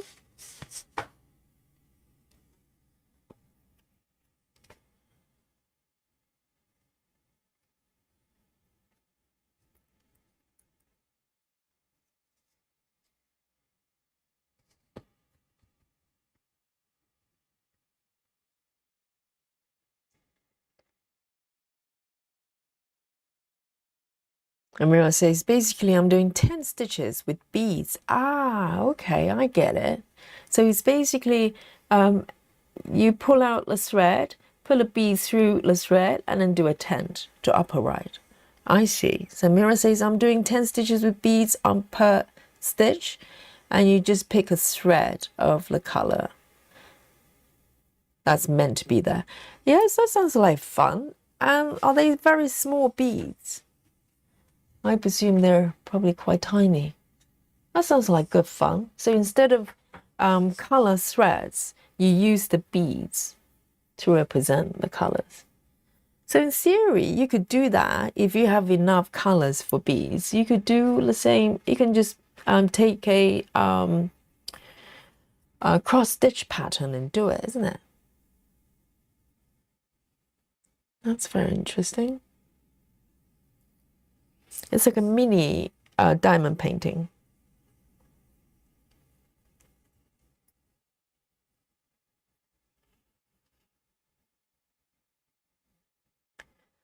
Janine says, Yogi, why do you not do a loop start every time? That's what I do for start, no matter how many threads I'm using. Yes, single strand loop start can be an option, but for some reason, my single strand loop start is very clumsy. Very clumsy. So very often when I do it, I end up creating a knot that I can't pull through. And particularly, even worse, if I try to do that within like a closed in area, like a boxed in stitch, it's a bit of a nightmare. So my thread just gets jammed every single time. So loop start, single strand loop start is not my friend. I tried it and it was just too much hassle that I have to fix the mess I make afterwards. So that's why, yes. But if you're really good at it, that's a good start. That's a good method. And I definitely would not do a single, not single strand. It doesn't have to be single strand. You can do the same with two strands as well. If there isn't a loop, let's say if you're not folding the thread over, it's even worse with two strand, loop start method. If there isn't a loop already, if you know what I mean. Yes, my thread just get tangled very easily. 3722. 3722.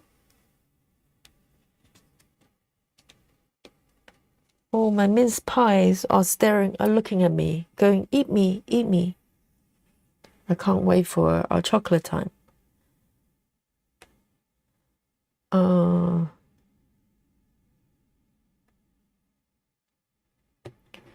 Two stitches over there.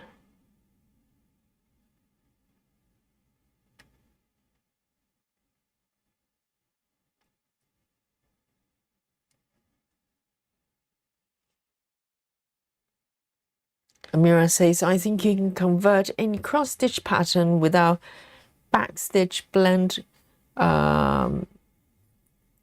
with little trouble. Yes, because in theory, it's kind of a cross-stitching without cross-stitching, isn't it?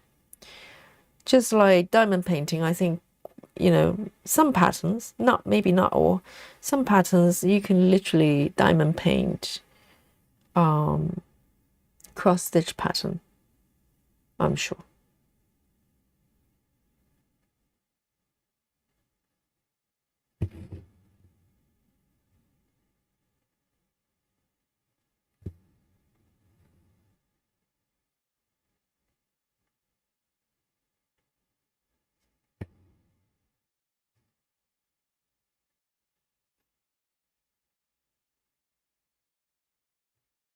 Rachel says, I'm having a pecan pie for a break. Oh, yes. I'd love to know what snackies you brought for your stitching session today.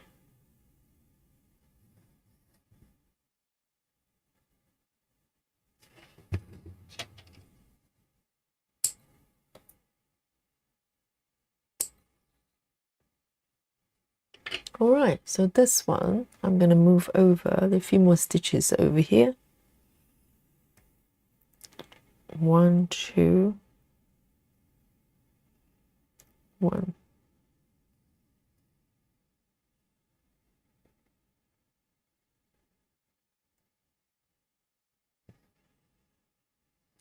Janine says, I have some homemade fudge for chocolate time. My co-workers made it. I was about to ask. I thought, Janine, have you been making fudge after the homemade cookie debacle?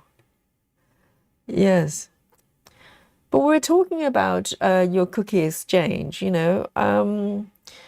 I was thinking maybe your cookies were the best amongst all the others. You couldn't be the only one that was struggling, right? And I'm glad it all turned out well.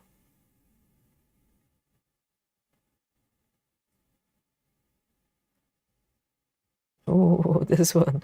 I'm trying to do a boomerang.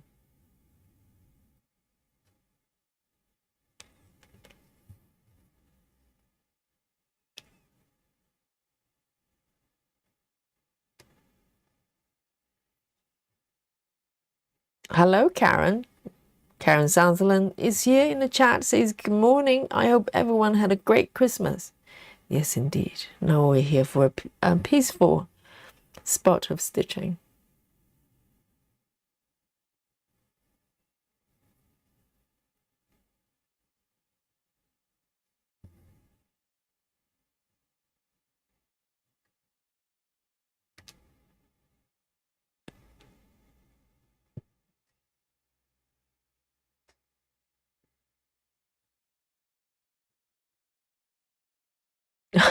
Suzanne says, every time I pick a new color, I think, oh my God, this is so pretty compared to the dull browns I've been working on for the last 3 months. I had no idea you've been working only on that piece for 3 months. I was aware that you've been working on the Sao piece.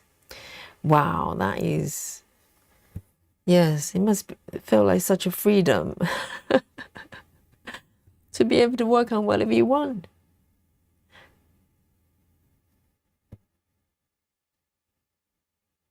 But then not Ginny, Suzanne has joined the next year's Sao, so she's gonna do it all over again.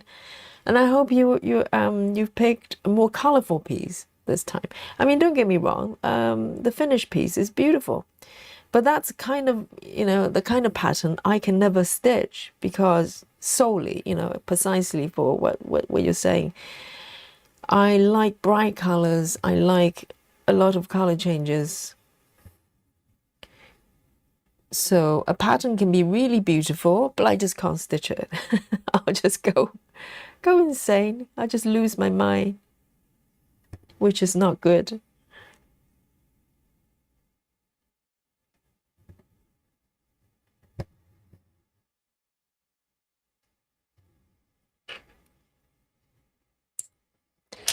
All right then, 3722.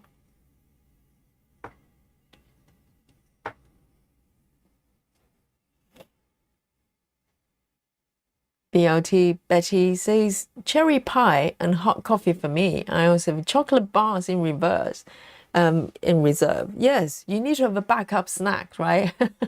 Just in case. No, the cherry pie is delicious as well. But chocolate, you know, chocolate backup, is always a good idea. I've got my chocolate buttons as well. Janine says they really like Oreo cookies and cream cookies I made. It was very surprising. Maybe they were lying to me. So Janine was making cream cookies. Is that just like buttery cookies? Wow, that's nice. At least people are not going, you know, rushing to the bathroom. Just, oh, well, let me just pop to the loo for a little bit. That's good. Because sometimes when you're, I find when I'm baking, by the end of my baking, I don't even want to touch the cookies. You know, sometimes you have that sort of, you know, baker's, I don't know, fatigue with baking, either the smell or just the effort you have to go into doing it. But people, you know, who just eat the cookies, they probably love it. So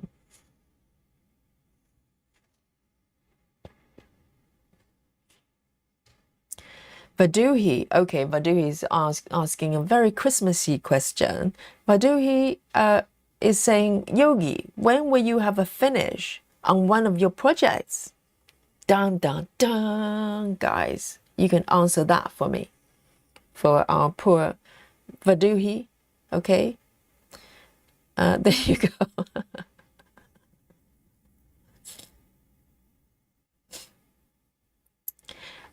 Suzanne says, the one I pick is of a bunch of flowers. Oh, I'm trying to recall. Yes, I think there's one picture, one pattern that's like still life thing that's got flowers.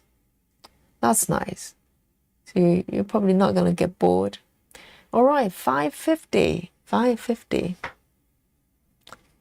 My favorite purple color.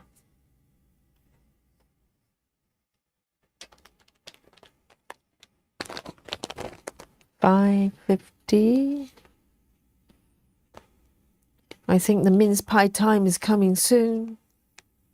Let me do $5.50, a few stitches, and we can have a snacky break. Oh, it's about time. $5.50. No, not that we need excuses to have snackies. It's Christmas, you know.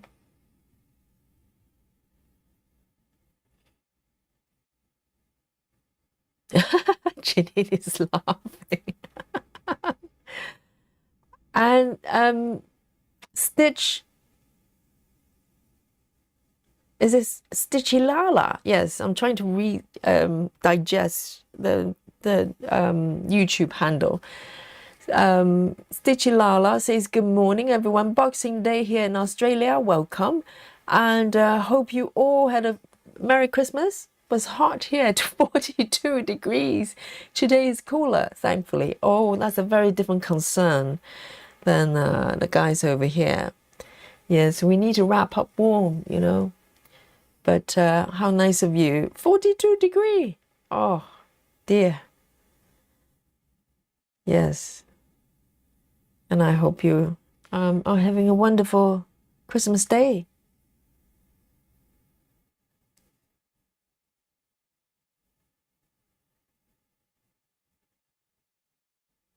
And Chrissy is joining us as well. Chrissy says, happy holidays. I'm stitching on a new Christmas start on Christmas tree.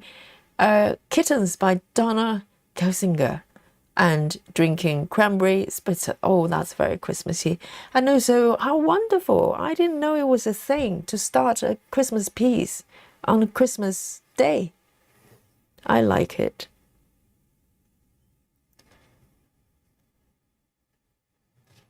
And Chrissy, are you going to carry on and work on the piece? Or are you going to work on it a little bit and then park it for next year? I wonder. What's your strategy? So these two, it's already there. There's one more.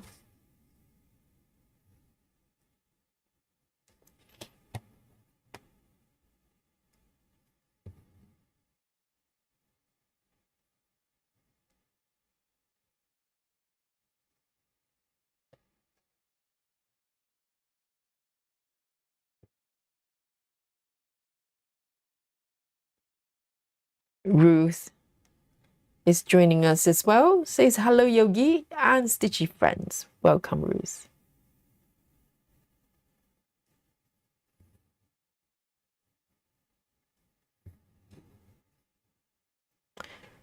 One, two. One, two.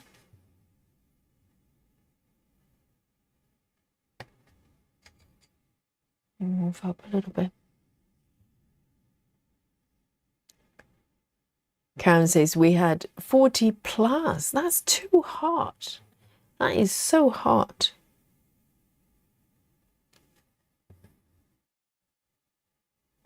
I think 40 degree is going to be painful even to go outdoor, right? So it's not like you can just go out and have a picnic. It's probably too hot to even do that.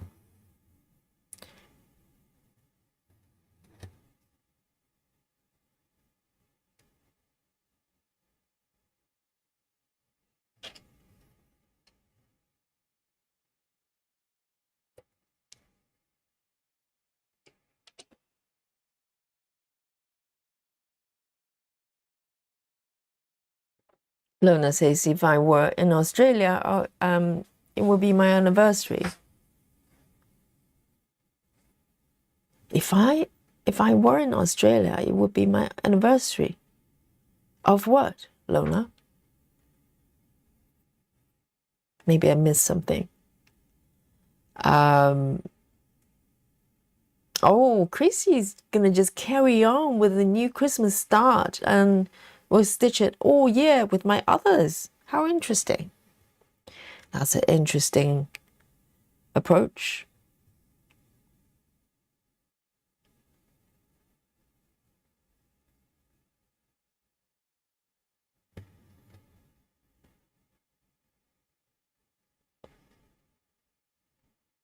Then, trying to figure out this one over here.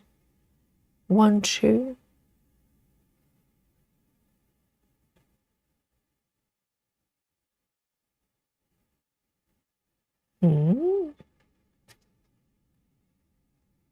It's not matching.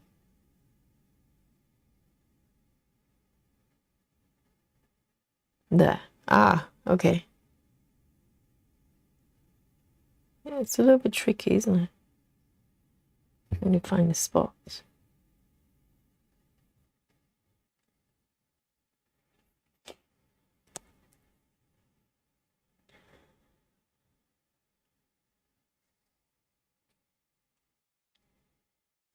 Karen says, last week we had 40 Celsius days. Yesterday, it got to 22. Wow. Yes, it's weird. 40 to 22 is like 20-degree drop, but 22 feels a lot more comfortable. 42 is too much. Wow, it just goes up and down. It's got to be quite hard for the body to readjust.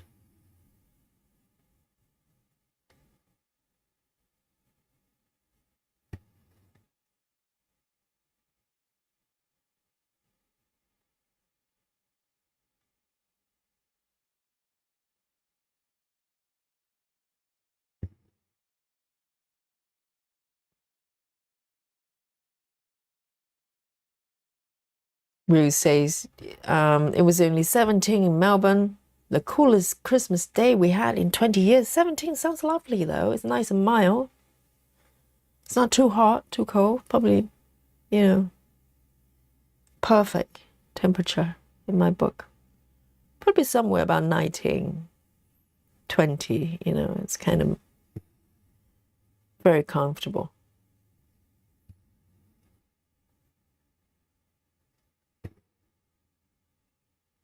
So it's not 40-degree everywhere in Australia.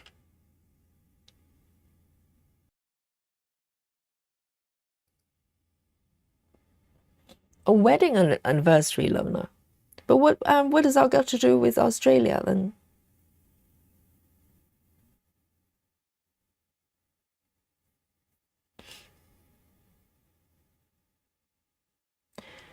Suzanne says, today they release one more Christmas pattern. Are you referring to Heaven and Earth? Oh, right. So you haven't decided which one. Well, it's Christmas. Christmas is almost over. You better decide.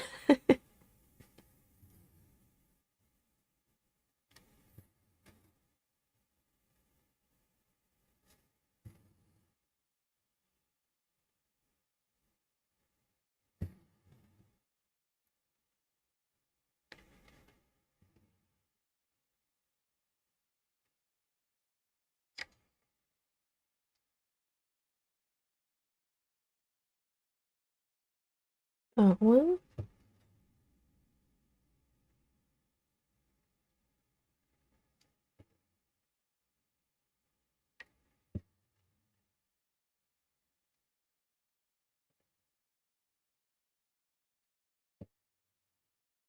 See, I think, I enjoy stitching on 32, but these stitches do trouble me. I can clearly see the slants, like these lines, particularly for darker colors. They just don't blend. like lighter colors. Lighter colors like these ones, you can't really tell these are 10 stitches, but the darker ones, yes, you can definitely tell.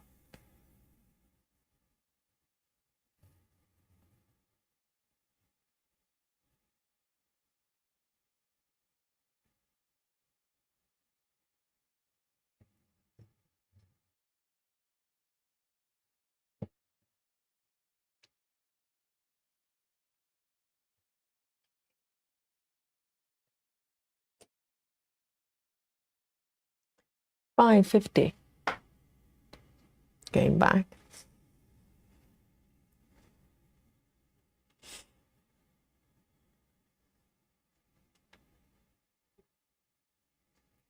Lona says it's Boxing Day in Australia. It's still December. Ah, okay. I see. I get it now. So Boxing Day is the anniversary day. Joy says it's getting cold here, so I'm gonna slip under my nice warm duvet. Yes, and wrap up warm, Joyce, and have a lovely restful night in this Christmas evening. And tomorrow's Boxing Day. Yes, guys, I think it's time for a little bit of a mince pie break, shall we?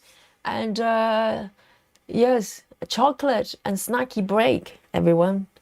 And so I had a pretty, you know, nice meal today, cooked for me. It doesn't happen that often, but you know, I'm ready for a little bit of mince pie.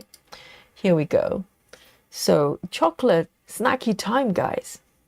Here we go. Why don't I? Oh, I want to show you my mince pie. So let me maybe remove my fabric a little bit to show you. Let's be a little bit more sophisticated today. And I want to show you my snacky as well. Okay, here we go. And I've got my freshly brewed coffee as well. So, are you ready to meet my mince pie? All right, first of all, I want to just pour a little bit of coffee. Normally I use my thermal flask and drink directly, but today I'm going to be a little bit more sophisticated.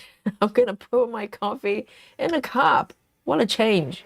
And yes, has to be done sometimes. So I'm going to pour my coffee in. It's been in my flask for a little while. Okay, bring on your snackies, guys. And let's have a cozy little mince pie break here. So I've got my black coffee there. Still nice and hot in my flask. And today, on the way back, I got my last minute mince pie. I mean, I had some mince pies, my partner's parents, but I want to get some for our session here. So there it is. There you go. Only not cute. So there was a little bit of a shortage in the shop there with the supermarket I went to. And but I found these ones. Okay, so let me just, they're really cute, aren't they? And I've got my Christmas themed plates here as well, which I use throughout the year. Sometimes I feel a little bit guilty using these ones, but it's so cute. And I use the plates throughout the year. So let me know what you're snacking on, okay, guys? Join me and let's have a little bit of a Christmas snacky mince pie break.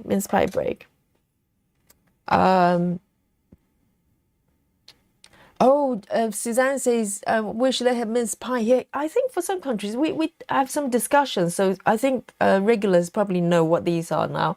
Because mince pies do not have beef mince in it. Okay, this is not meat pie. This is, let me just zoom in a little bit so you can see.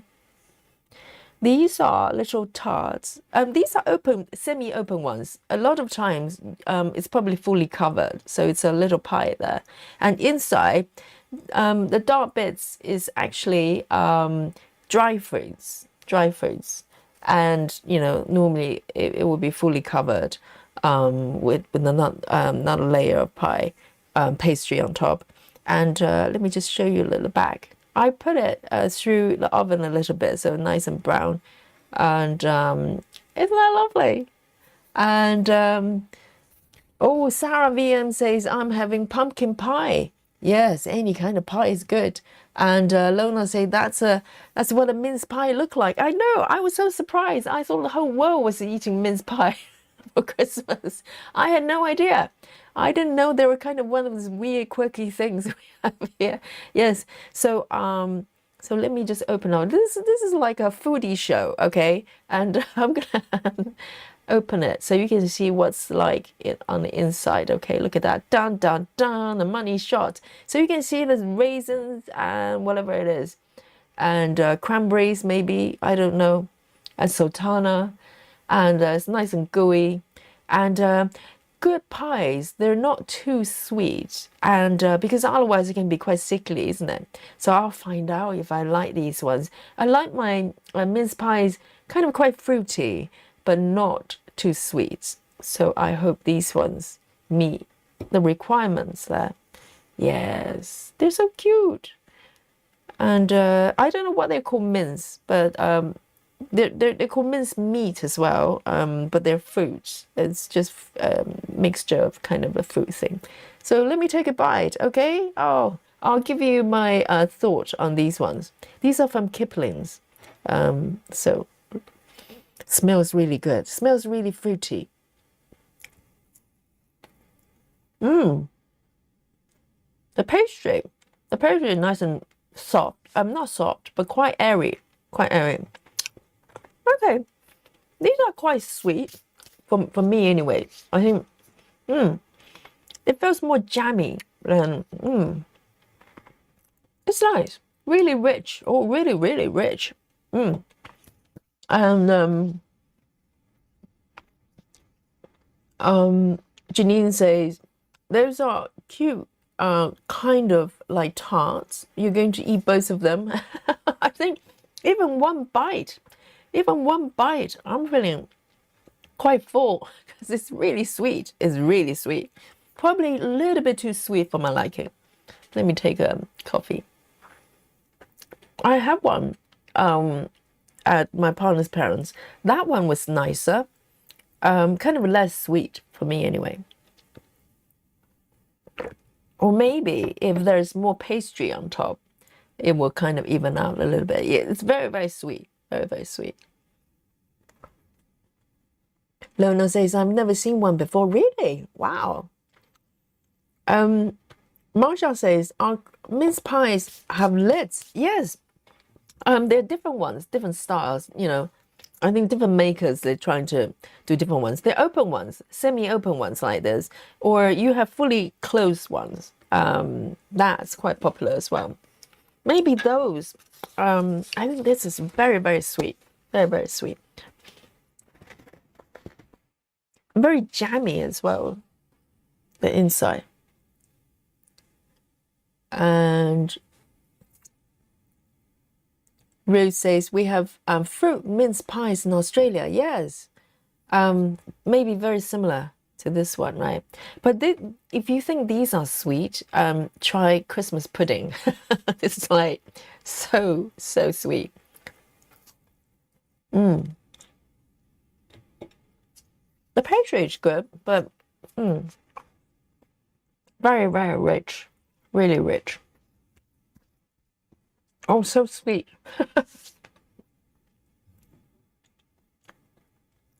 I get lightheaded if I have too much sugar in one shot, you know. So I need to be careful.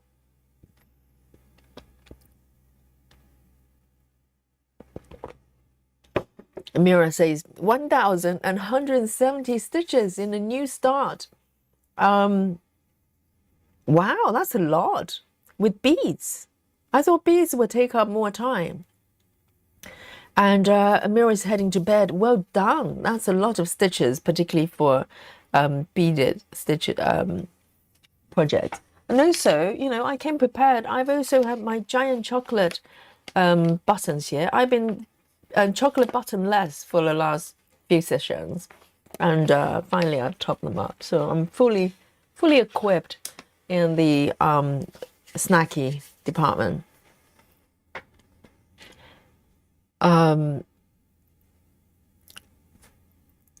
Janine says minced meat is usually a little bit sweet. Well, it depends on the makers. So I like them more fruity than just, sweet. These are probably too sweet. I can probably manage this piece because otherwise I'm gonna get lightheaded with the sugar. Wow, but some people like it like this. Some people love sweet, really, really sweet mince pie.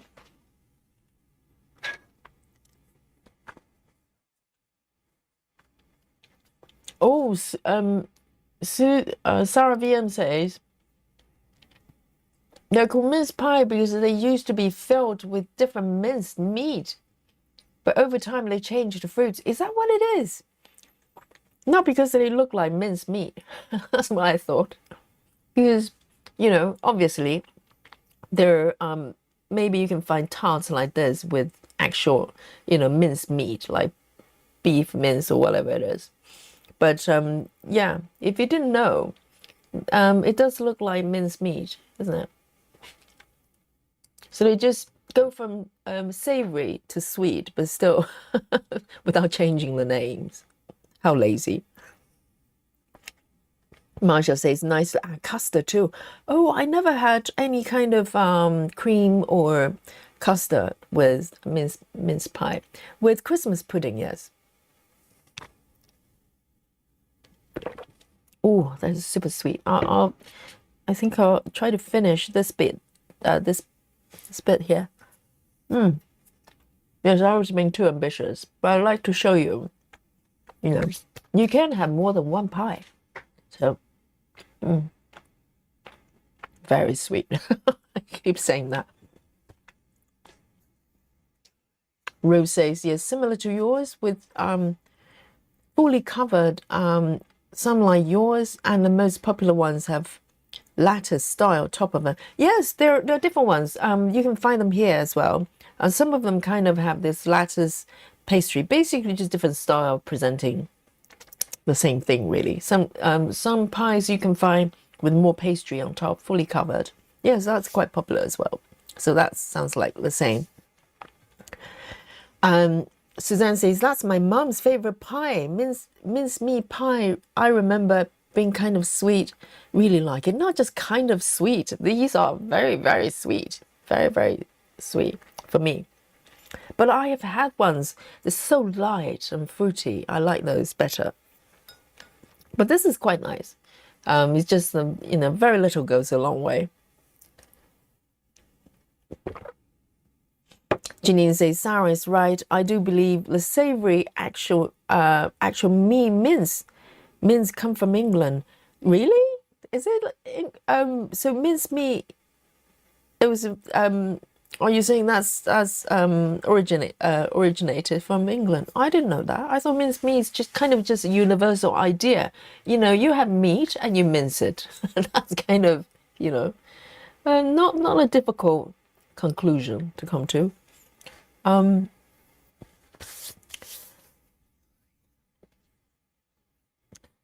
And Janine says, I have had real mince meat pie about English recipe. I don't think these are considered fake mince pie. These are just Christmas mince pie.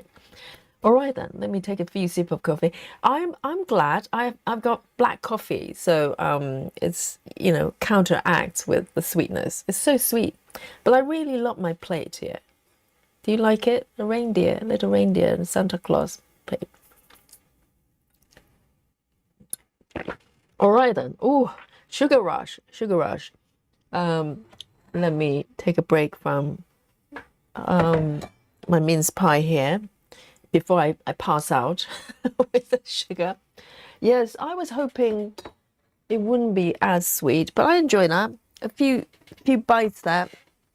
And let me bring my fabric back here. All right. Yes, my teddy bear is quite sweet as well. It doesn't make me lightheaded. And I hope you enjoy your snackies as well.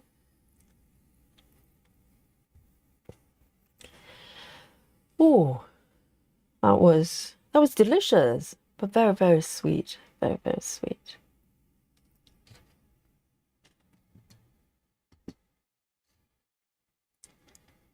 Move it back here.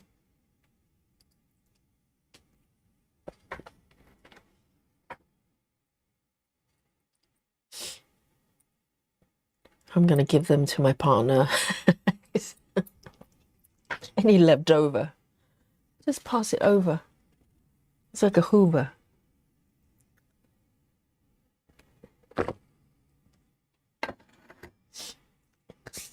Lovely.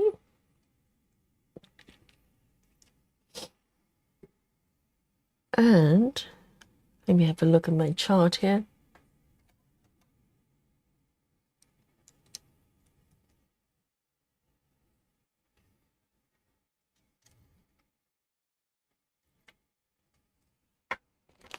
Now it feels like Christmas. Next color. So no air stitching today. So I'm going to pick another color that's slightly stronger in color within this area.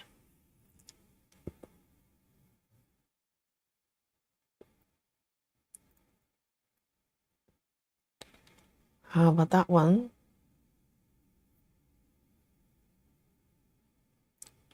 Okay, just a few stitches here. 315, 315.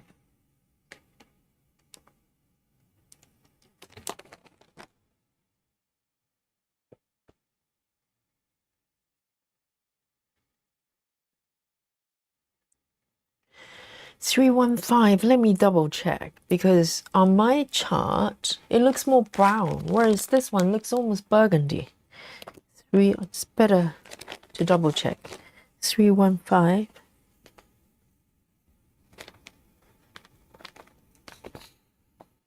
All right, that's correct. It's got more red with this thread than brown.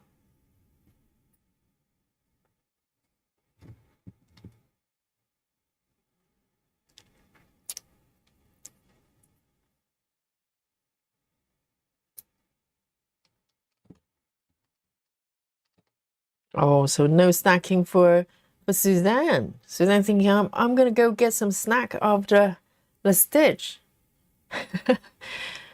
But it's so addictive. You want to keep going. It's nice to have a project that you just want to keep going. You don't want to stop. It's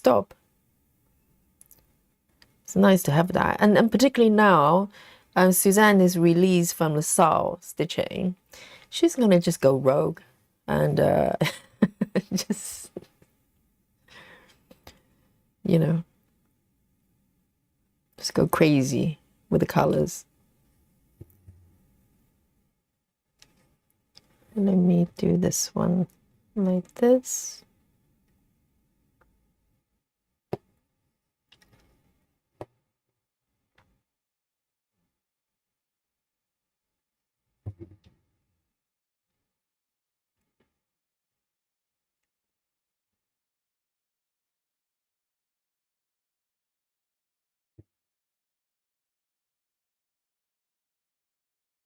Very tempting to stitch the area around a teddy bear, but it's full of really, really light colors. So I don't have courage to do that now.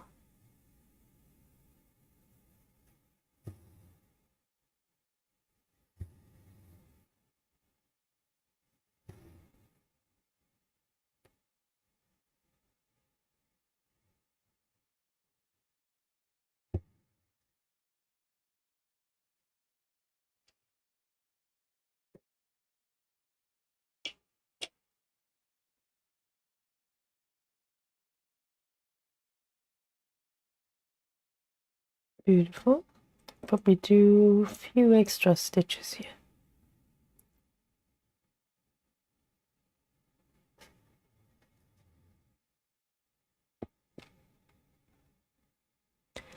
Karen Sansland says, I spent yesterday afternoon teaching my granddaughter to cross stitch. She has been watching her mother cross stitch and asked to learn, so I bought her a cute teddy. Full coverage. That's so sweet. Yes, it's so nice. So now you can bond together with cross stitching. That's wonderful, Karen. Yes. Get them start young, you know, get them hooked.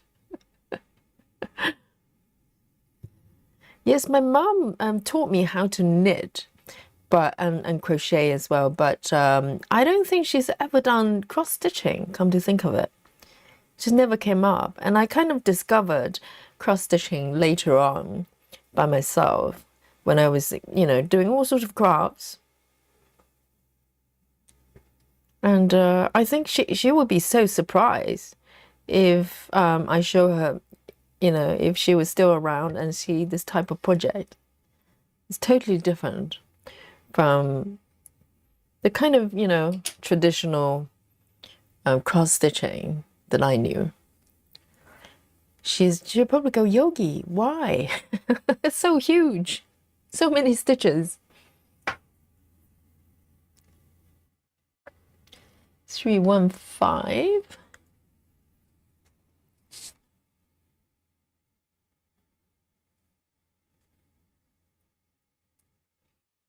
I think craft is such a great bonding experience.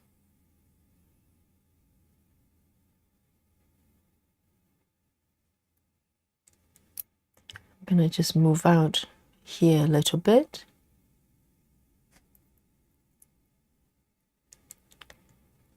All right, 152, 152.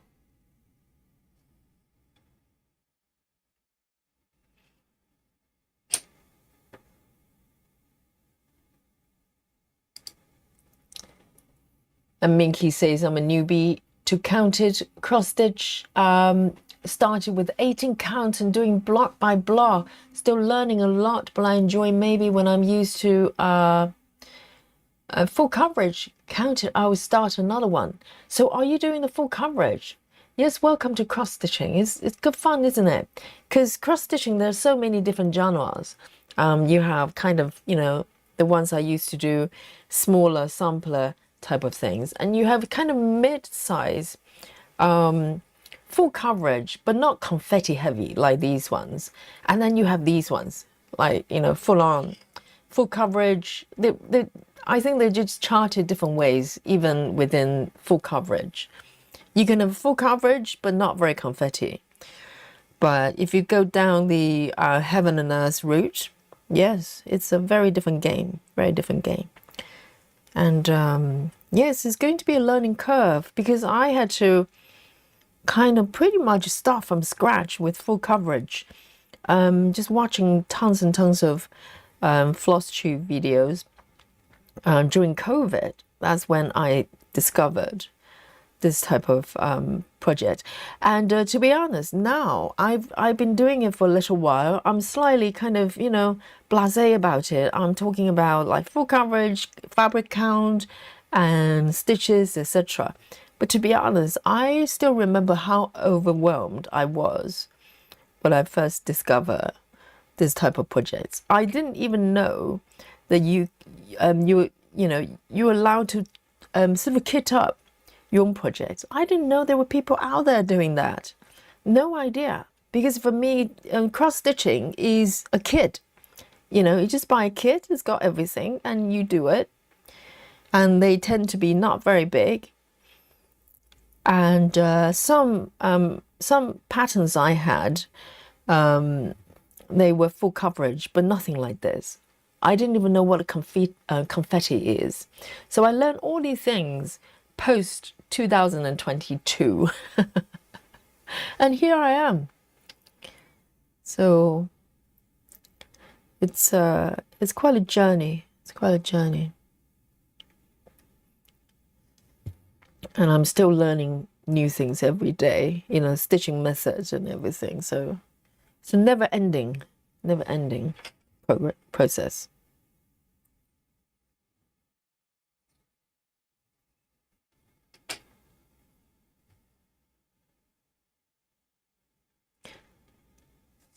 Suzanne has posted her web on Facebook.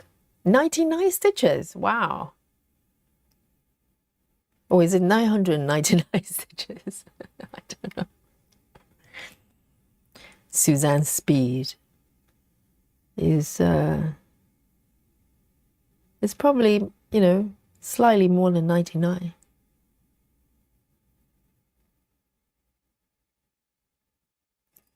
Mickey says, before I started counted, I did stamp cross stitch for a few months, so that helps. Yes. And to be honest, Mickey, I didn't know, I've never seen a single, I didn't even know stamped cross stitching thing actually existed. I had no idea. The only cross stitching I knew was those, smaller pieces, samplers or dimensions type of projects. So I didn't even know stamp cross stitch existed. I don't know how long. I don't know how long they've been around. I don't know if it's a recent thing or maybe I just didn't know. But I was quite shocked when I was looking around YouTube and found videos. They were nearly 10 years old. They're talking about stitching methods like diagonal stitching methods or full coverage stitching methods. I didn't know. It's been around for so long. I was blissfully unaware of the whole bunch of people doing full coverage pieces like this. And I think Heaven and Earth has been around for a little bit as well. So I don't know whether they had always been doing this type of patterns, but if they've been around for 15 years, it means this type of projects have been around for 15 years. What a shocker. I had no idea.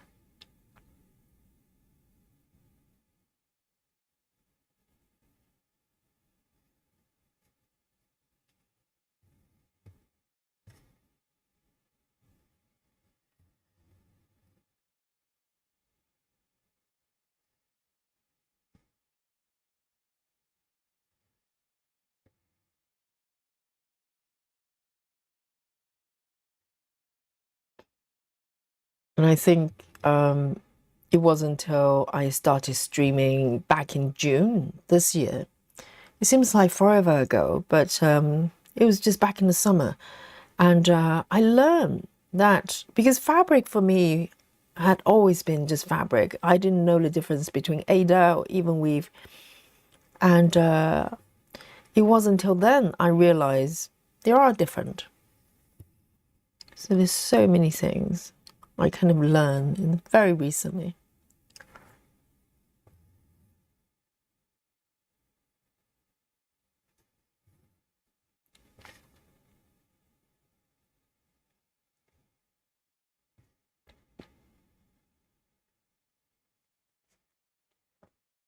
Karen Sandland says the quality of stamps are fairly new, but stamp kits have been available for a long time.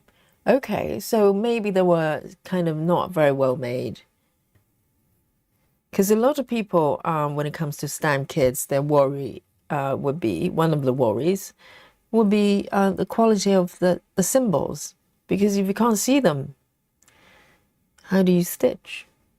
It's going to be a pain to stitch.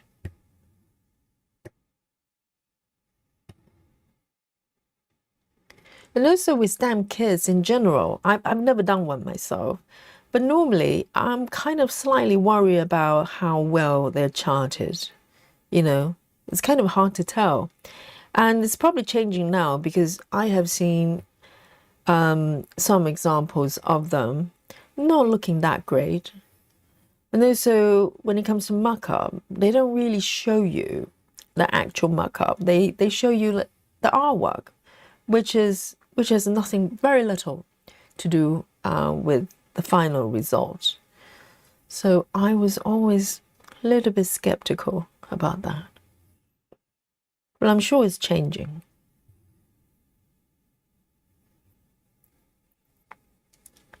Ruth says, I taught my daughter when she was young. She entered her first piece in a local show under the school's craft section and won the first prize.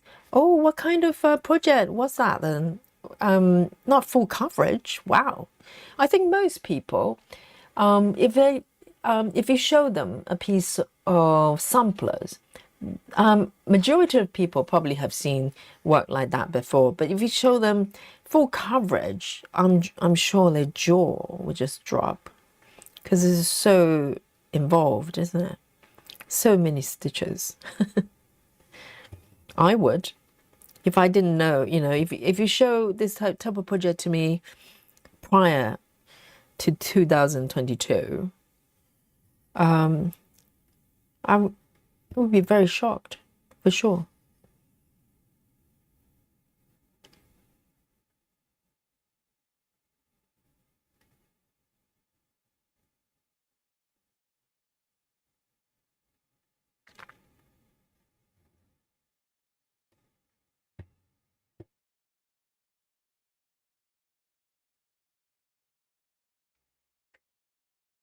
Betty says hate has been around since 2020, 2002. So that's 18 years ago. 2026, I can't count. No, 20, wait a second, 22 years? And have they always been charting this type of artwork? I wonder. 22 years.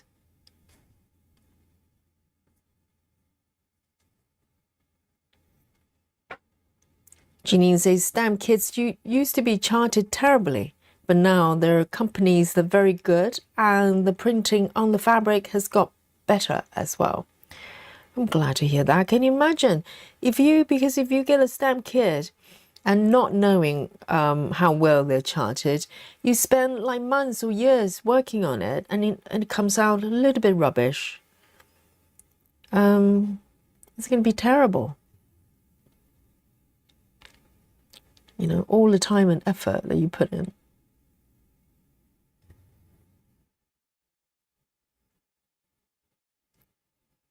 One, two, three, four.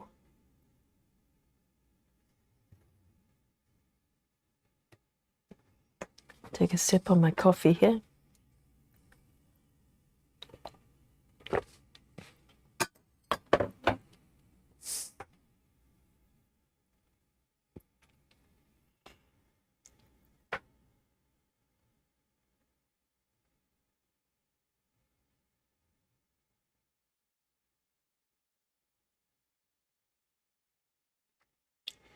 Karen says, not just the clarity of the symbols, the kits and painting by Painting Fairy and stamped stitch clubs kits are very well charted. I'm glad to hear that. And probably change the perception of stamp kits.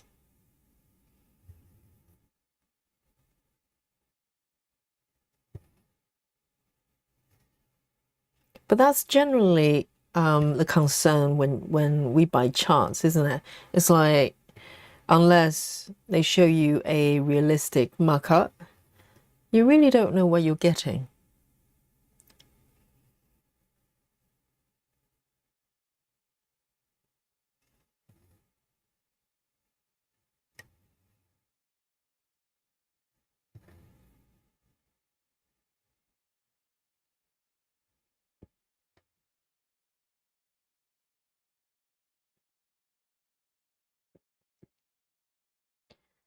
Janine says, if you buy a $5 Temu stamp kit, you should expect $5 quality. Fair, Janine.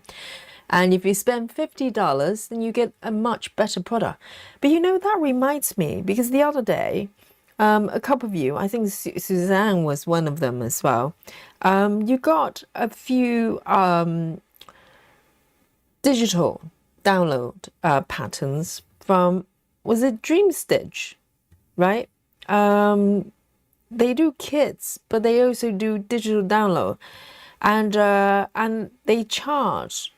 One of the webs I do, it's called Grandma's Craft Shed, and so I went and have a look, and I checked the price. I nearly fill up my chair. The pattern, all the pattern, digital patterns there, they're all 75p British money.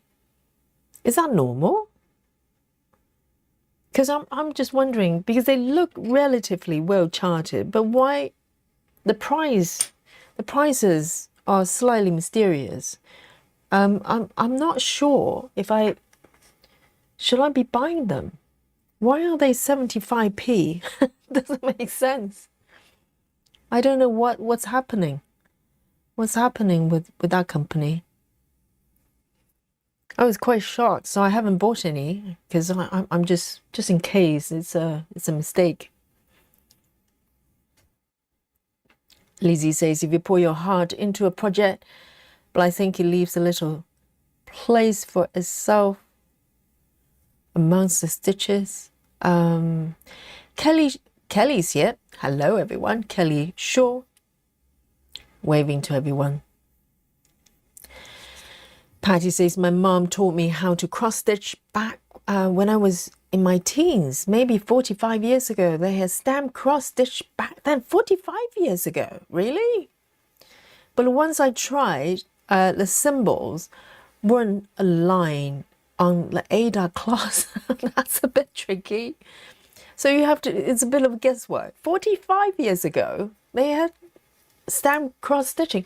I honestly never seen them before until maybe 2002 or 3, because I hadn't, you know, by the time I discovered full coverage, I think it was the end of 2002 that I discovered Heaven and Earth. Prior to that, I had no idea that you could, you know, buy your own chart and buy your own threads.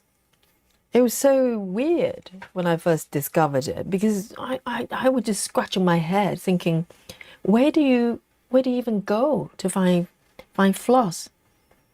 Because they always came in, you know, with a fabric, with a kit.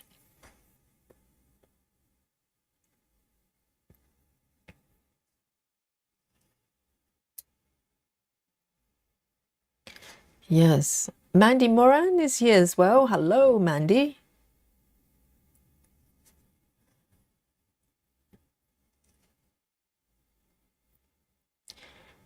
Beautiful. And the next color is 738. 738. Veering slightly into a stitching zone, but these are the surrounding area. They have a lot of light colors. I'll do my best.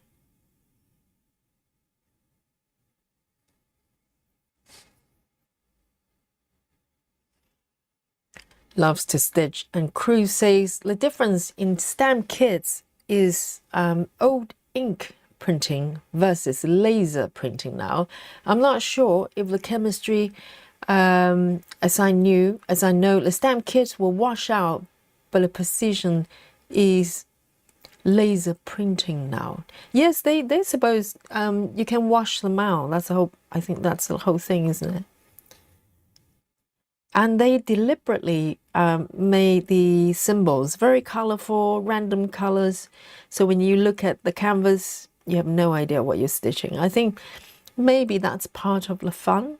It's almost like it's a bit of a mystery what you're stitching on. Imagine if someone just give you a chart, stamp kit chart, like a canvas, and the floss and everything, but without a markup. Would you stitch it? I think it would be quite fun. You just stitch and then find out what you were stitching later on. I just hope he's not a squid.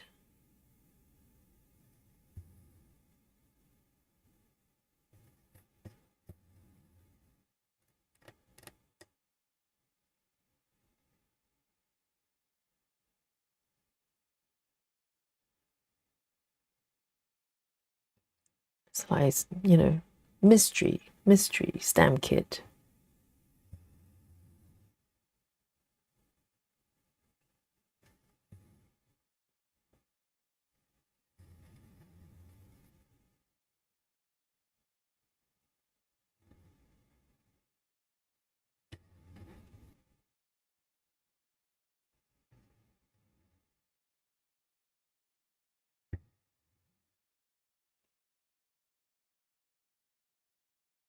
One, two. Hang on. 2.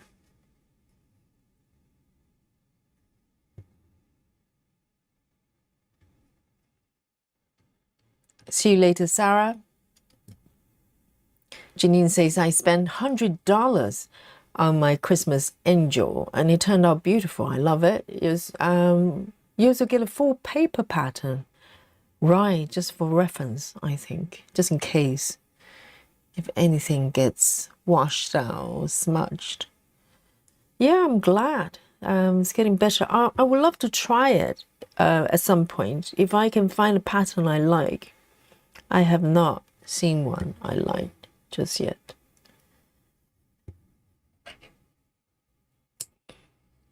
Seven, 3, 8.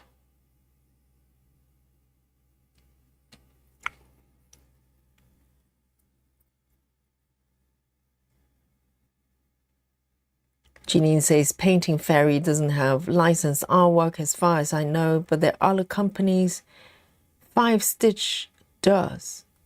Yes, the one I saw, those really cheap patterns were from Dream Stitch. So Suzanne probably knows. Why are they so cheap? I'm slightly worried about that.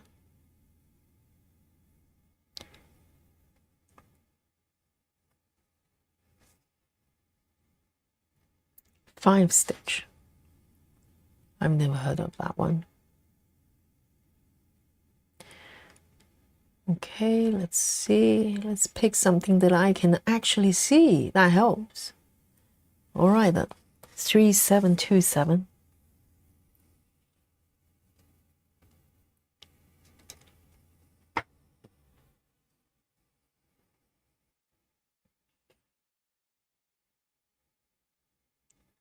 Karen says, I was convinced after watching a stitcher on Stamp Cross Stitch YouTube working on Snow White. There was so much detail in the eyes and face.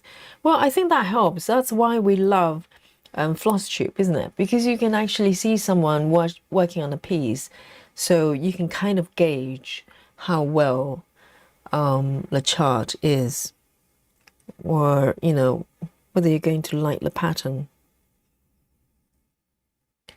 I think that's very helpful.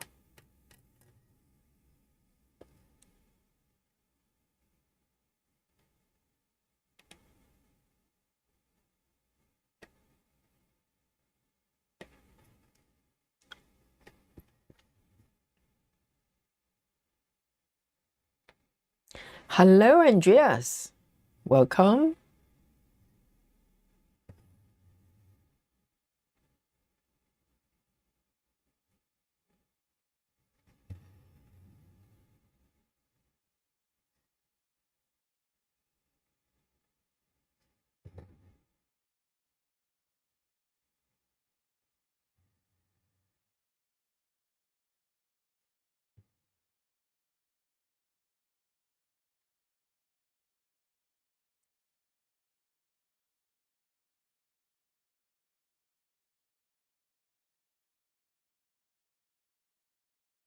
Oh, Suzanne, I'm not referring to the stamped patterns, but you know those digital download versions.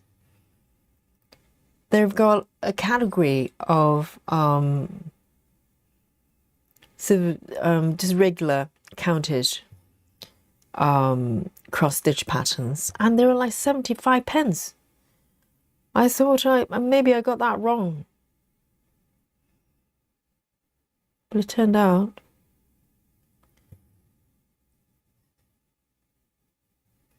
I presume that, you know, if you're selling the pattern at 75p, they're probably not licensed. But they look quite well charted though.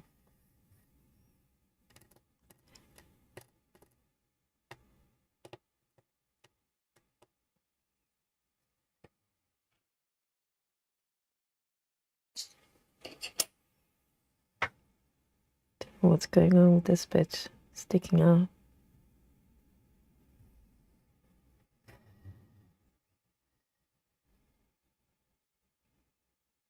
And also prior to maybe only recent years, I I was aware of the sort of license issues because I never ever, thought about it. I thought, well, if there's a cross-stitching pattern or a kit, surely, there's no problem there.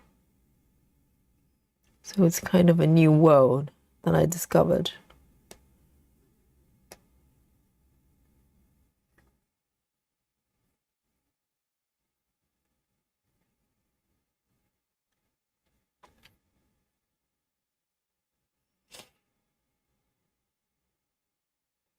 Janine says Dream Stitch is a company that sells other companies' kits, sort of like a warehouse.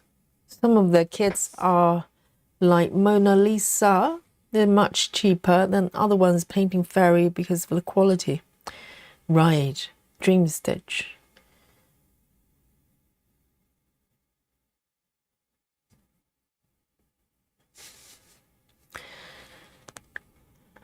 And Stitchy Lala says, I have a few kits from the Stamp Stitch Club. They only have licensed artwork. They're very well charted and the painting's so clear. I believe Painting Fairy does their printing.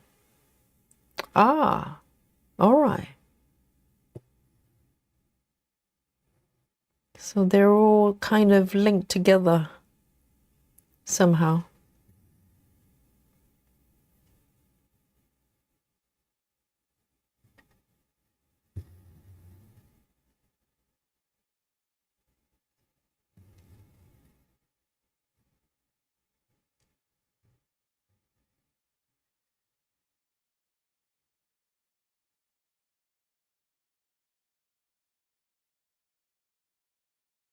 Two.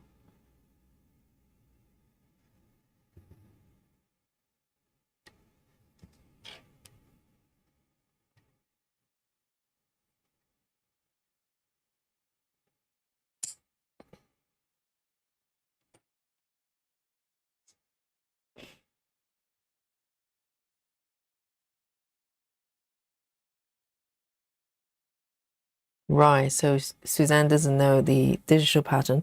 I was just slightly concerned about the price because it doesn't sound right. So I don't know whether I should get them.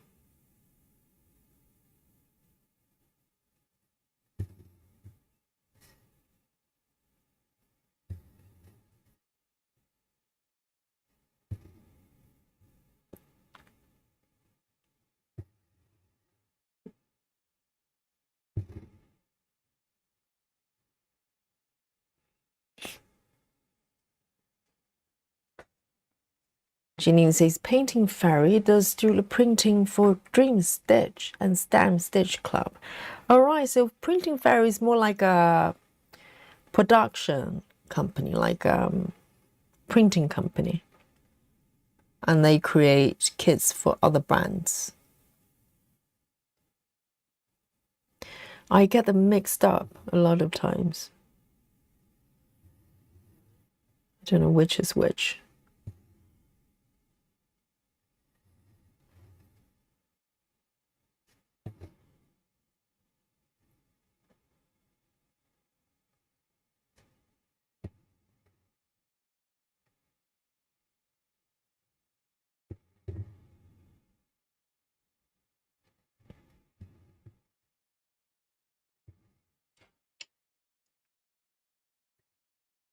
All right, 3727.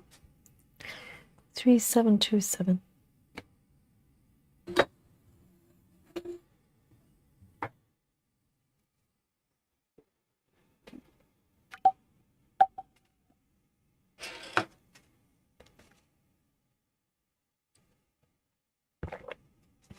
Jeannie says you just have to know the brand, so you know which ones have quality kits. I know. I think maybe it's a little bit like that someone said, it go with the price, unfortunately. It's a little bit like olive oil or wine. Unfortunately, you just have to pay for the quality, like most things.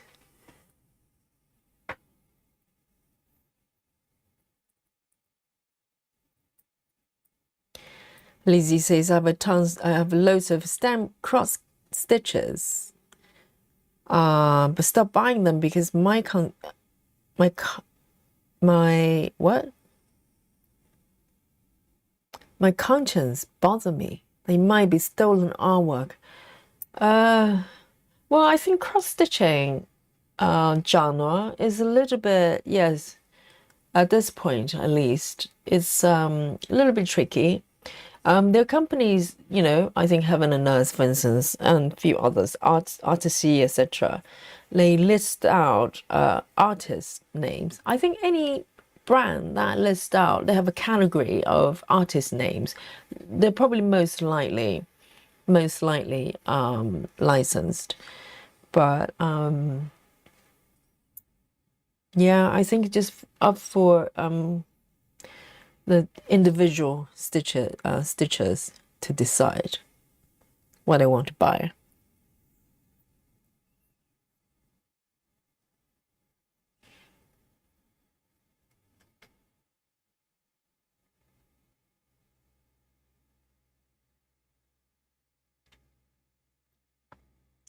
Janine says, I personally wouldn't get digital patterns from a stamp cross-stitch company. That's not in their warehouse yet. Because the other day, I think Joyce as well, and somebody posted out the it may be Dream Stitch version of the Grandma's craft shed.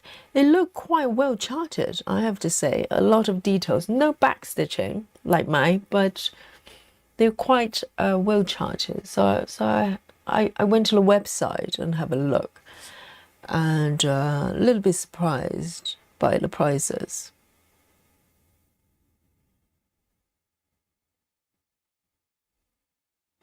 All right, 3326.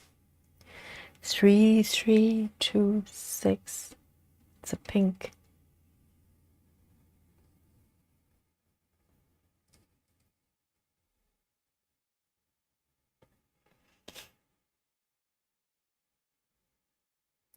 Rose says, I believe Painting Fairy and Five Stitch pay their artists for their work.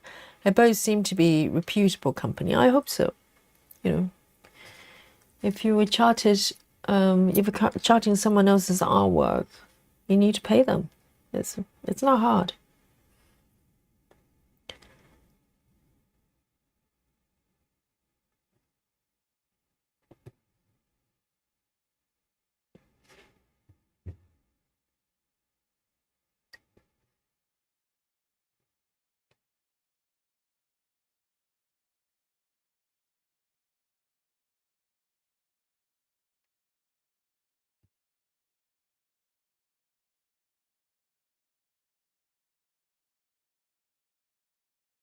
One, two.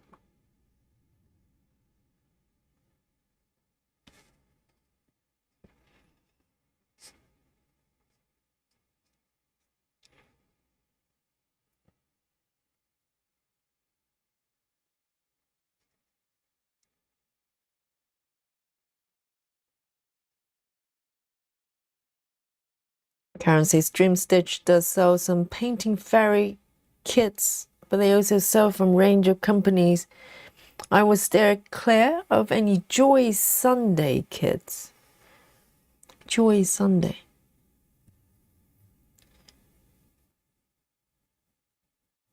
Is it because they're not licensed or they're badly made?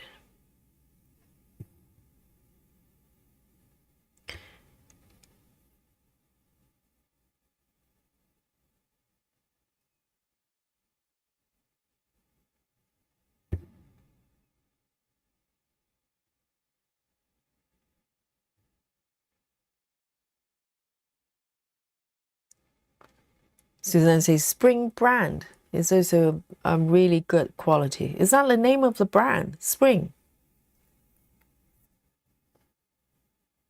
Oh, so some of them are badly made. Yes, definitely. It's worth doing a little bit of research because you don't want to buy a kit and just so, really rubbish. And that's why, floss tube helps because they show you how they turn out, just watching someone else stitching.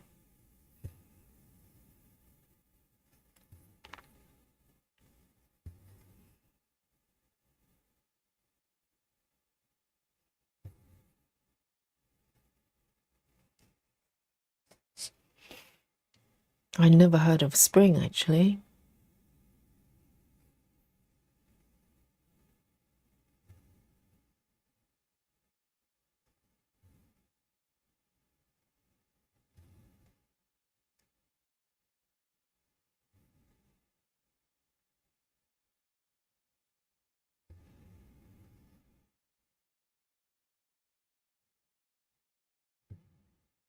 I think the teddy is sitting on a bed with pink duvet. That's what's happening here.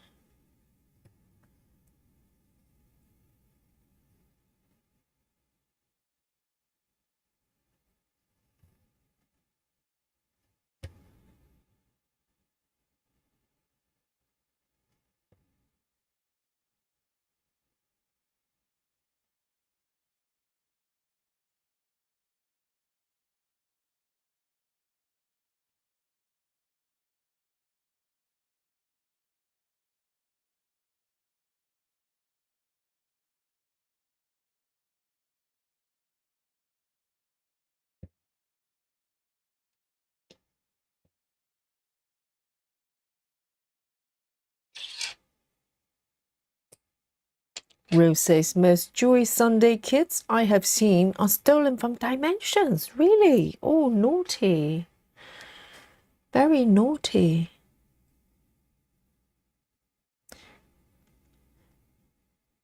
Well, I think the area is so niche. I don't know whether the companies will actually, actually take legal actions to sue the companies that kind of steal the patterns. I don't know, because lawsuits are tricky and also expensive, isn't it? So I don't know. It's probably slightly like the earlier days of music when, they kind of just let people download stuff left, right, and center. And now it's probably much harder to do.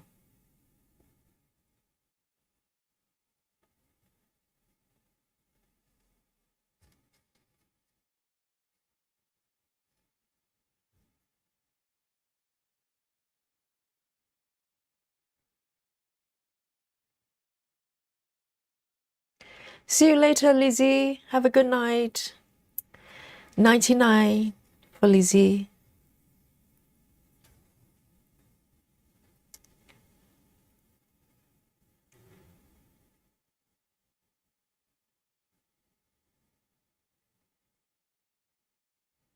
Okay, just 2 stitches with this one. A42.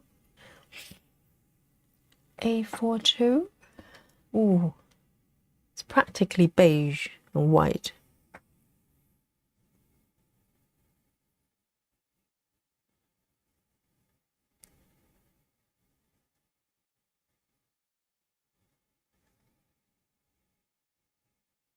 Oh, all the brands I've never heard of before. Middle Summer, that's the brand. And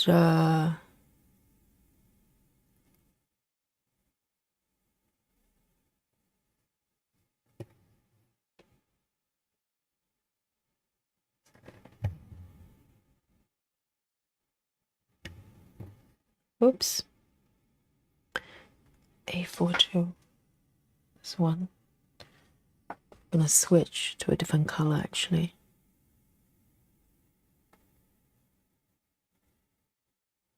All right then. 754. 754.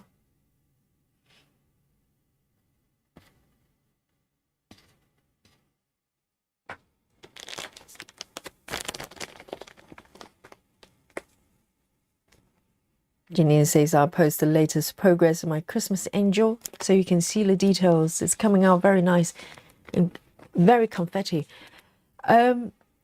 Is it quite large as well? I think I vaguely remember Janine's. Is it like a face of a girl? 754.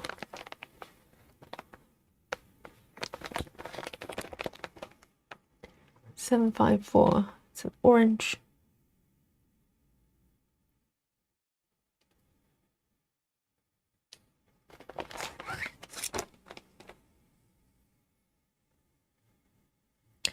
Karen says copyright theft has been a major issue in diamond painting and cross stitch for years.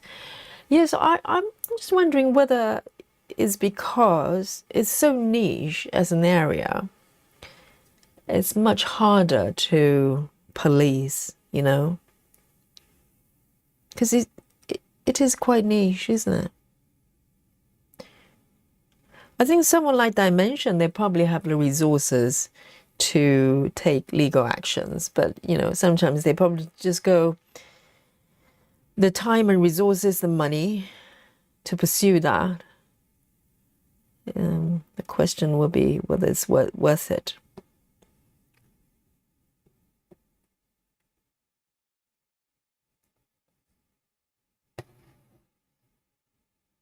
And I think majority of stitchers probably blissfully unaware. Just like, you know, I've only really became aware of the licensing issues very recently, even though I've been sort of doing cross-stitching since I was a kid. But I never thought about it, really never thought about it. I just thought, well, if it's in the kit, it's in the kit. And I think that's probably, you know, quite a common perception for most people. So if you buy a pattern or cross-stitching kit, then, you know, you just think everything's legit.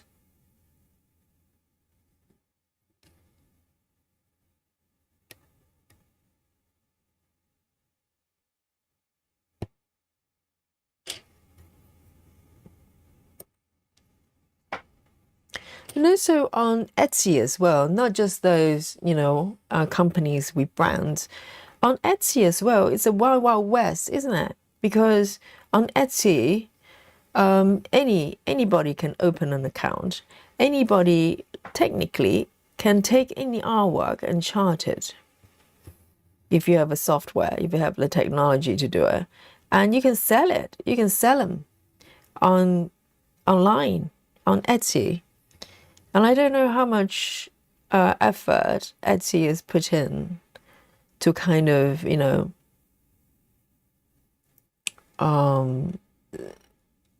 censor, so to speak. I think it's very hard, really hard to do.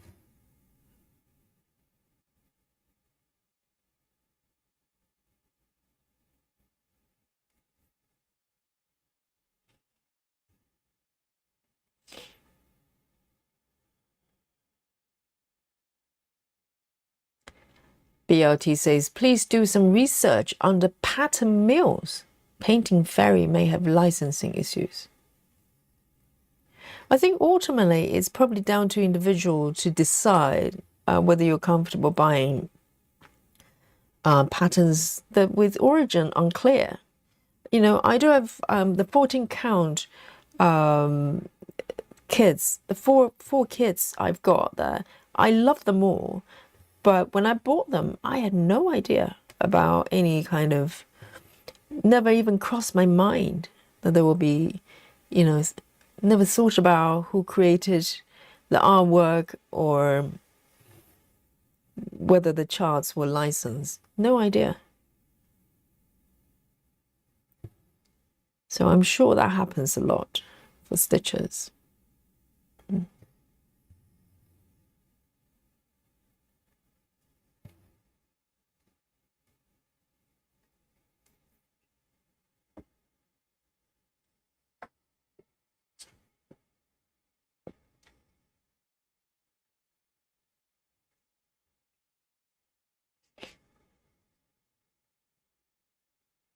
Rose says, I think to be able to use someone else's pattern, you only have to change 10% of the original pattern. Joy Sunday only does full cross with 2 strands, so you don't get the texture of a dimension kit. Oh, I didn't know there are actually rules or guidelines for whether you can use someone's pattern. I would have thought it's a straight no. You're not supposed to use someone else's pattern. Do your own. So if they change 10% of the chart, they're legally able to use it. Is that correct? I never thought about that. That's interesting.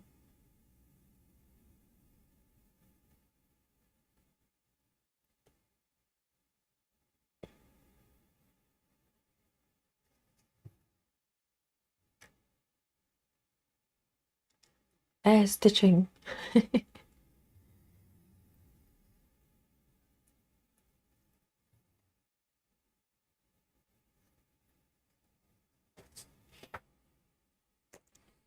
BLT says usually for copyright is 20% modification, but easily recognizable artists do take action.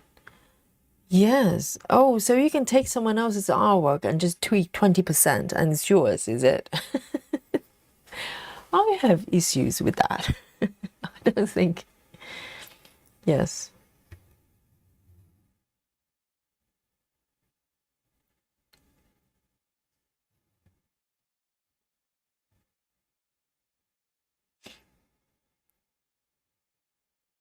Janine says copyright theft has been around since printing has. Artwork, photographs, writing is very widespread. We never know for sure if it's stolen or not. No, it's close to impossible for individuals to do investigations and research for it. I think, it's probably too much to ask consumers to do.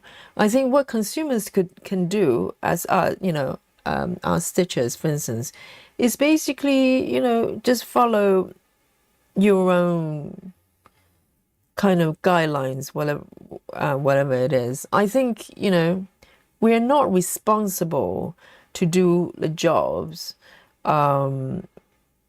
whoever taking care of the copyrights have to do. But I think the best we can do is just make choices on what we buy and within reason. If I had no idea whether a company is licensed or not, and I buy some license, I shouldn't be blamed for that because I have no idea. And it's not my job to do research on every single project to check if they're licensed. I don't think that's a fair thing for consumers to do, to ask the consumers to do. But if we have some awareness that some companies are actually, perhaps not really being good players, then we have the choice not to buy from them. And I think that's the best we can do. I don't have time, to research every piece before I buy them. I do it based on good faith.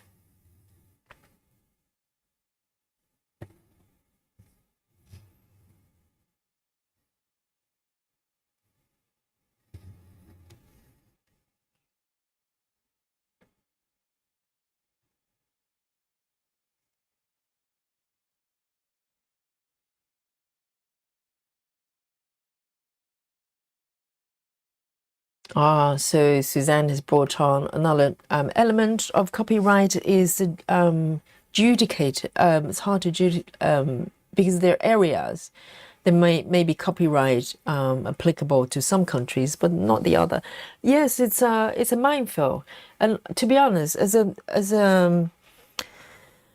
a consumer, I do my best, but I don't feel that I'm responsible to police the companies and spend hours researching. I don't have the capacity to do that. It's not my job. If I do my best, but that's all I can do.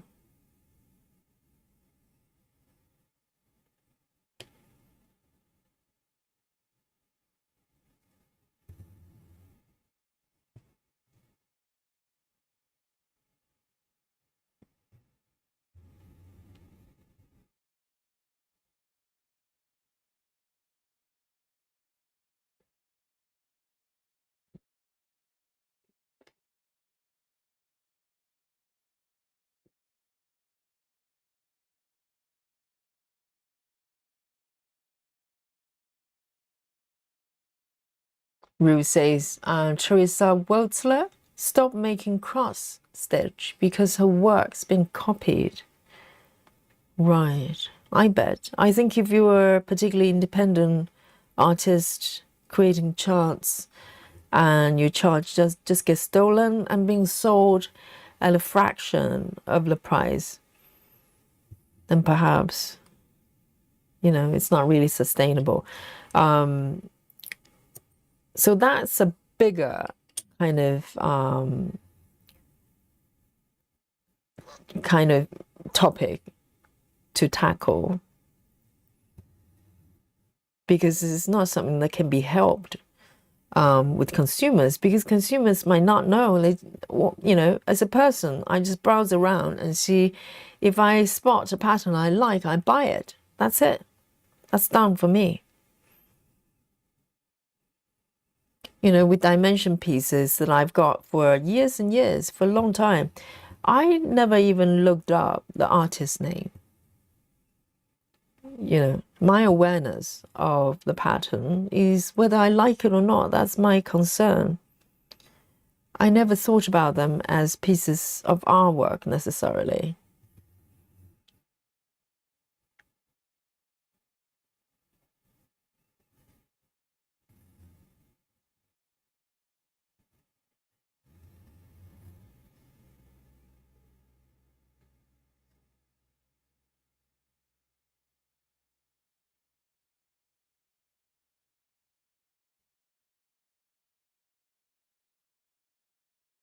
Let me have a look.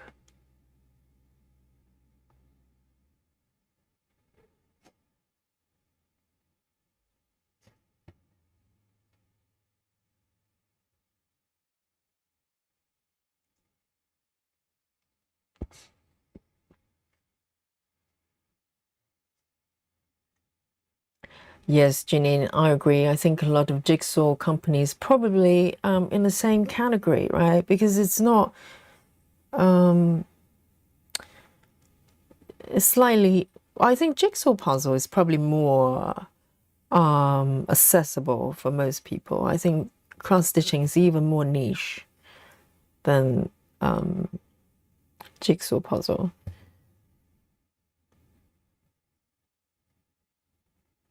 And I think companies will continue to, break the licensing guidelines if there isn't any punishment. And so it's up for the law to decide how far they want to take to prevent, companies from doing that. But I think, yes, it's a tough one. It's not easy. I mean, for music, it's taken decades for people to have the awareness of needing to buy licensed music. Because, if, for instance, YouTube, if you have even just a snippet of music that's, unlicensed, your content gets taken down. And so that for content creators, they have to be hyper aware. They don't violate the content. So there's a element of punishment that comes with penalty that comes with it. And that's the only way you can stop people from doing that.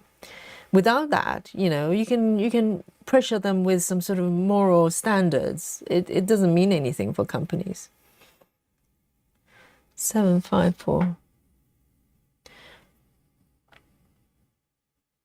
And I remember when I started the channel in the very beginning, I was streaming, and occasionally, we look at Facebook group together, right? Sometimes we look at people's webs, and in the beginning, I made a mistake. I remember it was a clip that was posted by Joyce. So every platform has different licensing sort of policies, and I'm pretty sure the music, because Joyce actually posted a clip of her web with some background music, and that was licensed by Facebook, I'm sure, they probably have a library that you can use as background for your video clips.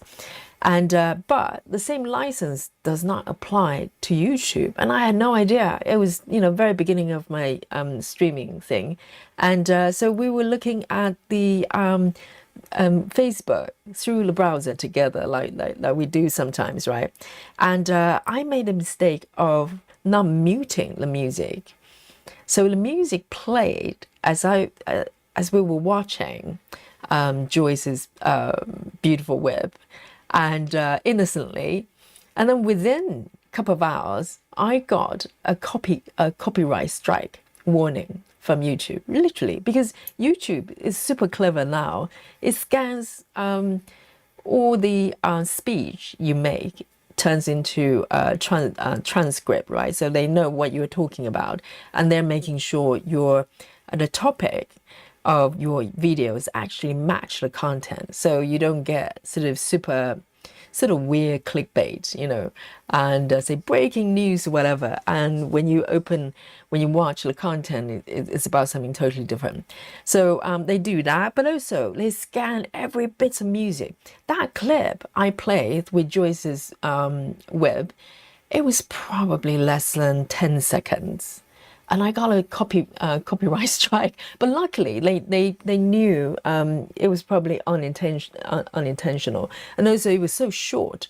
So there's a way through YouTube you can they help you to mute that section, so you don't have to take the video down. And since then I learned it. I mute everything. If you're watching YouTube, not YouTube, the Facebook group. Facebook together, I make sure everything's muted. So if there's penalty, people will take action to modify what they do. If there isn't one, then yeah, that's it. People do whatever they want until there is some sort of penalty.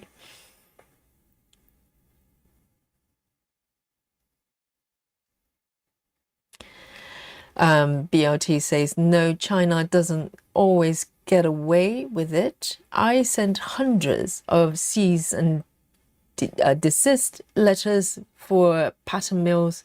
It's a numbers game.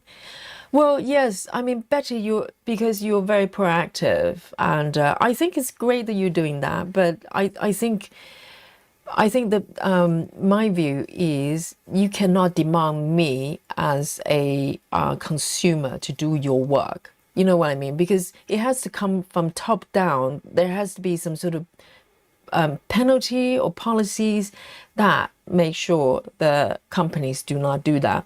I can do bits and pieces, like Betty, you send letters, right? But I think I'm not saying it's not effective, but it has to hit kind of a critical mass before it has any type of effect.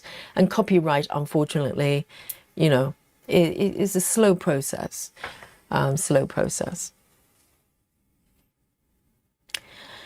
Patty says, I always look to see if artist is credited name on the design. If not, I assume they're not licensed and I don't buy. I'm an artist, so I don't post any artwork for this reason. Yes, that's a good policy. That's kind of what I do as well nowadays. But it took me quite a while to learn it.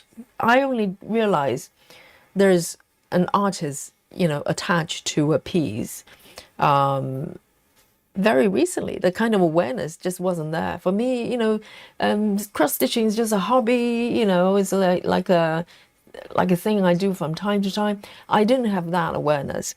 So, but yeah, nowadays I do check. I do my best. But then again, as a consumer, I don't think it's fair for me to ask me to do the job the governing body should be doing.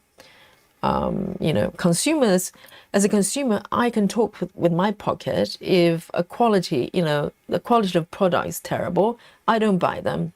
But when it comes to licensing, it's a little bit harder because you have to do research and everything. I don't think it's fair to ask consumers to do that.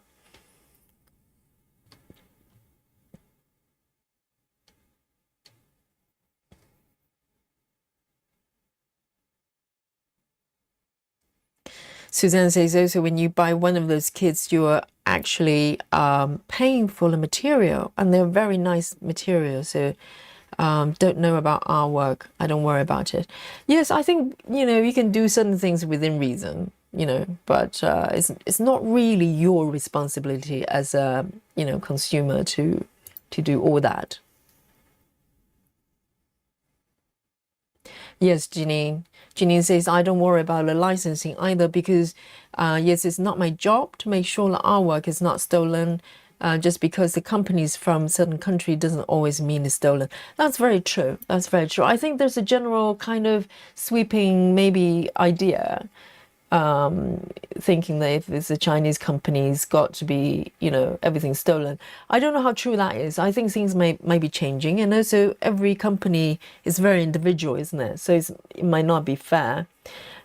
I think, yeah, I think to a certain extent it's good to have that awareness, but I agree, Janine, it's not your job to do, research for every single piece of cross-stitching pattern you buy, right?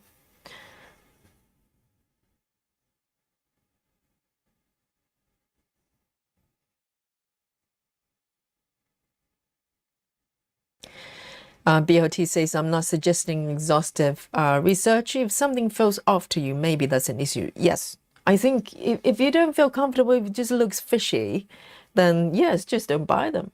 Speak with your wallet. Yes, I agree. And the Starlet Stitcher says, another moral grey ground is a designer purposefully limiting production of known highly sought after charts. They did it again recently. I don't feel bad at all ripping the JPEGs they found for free. I need to read it again, just make sure I understand it. So the Starlet Stitcher is saying designers purposefully limiting production of known highly sought after charts. What does that mean? Do you mean like an exclusive deal?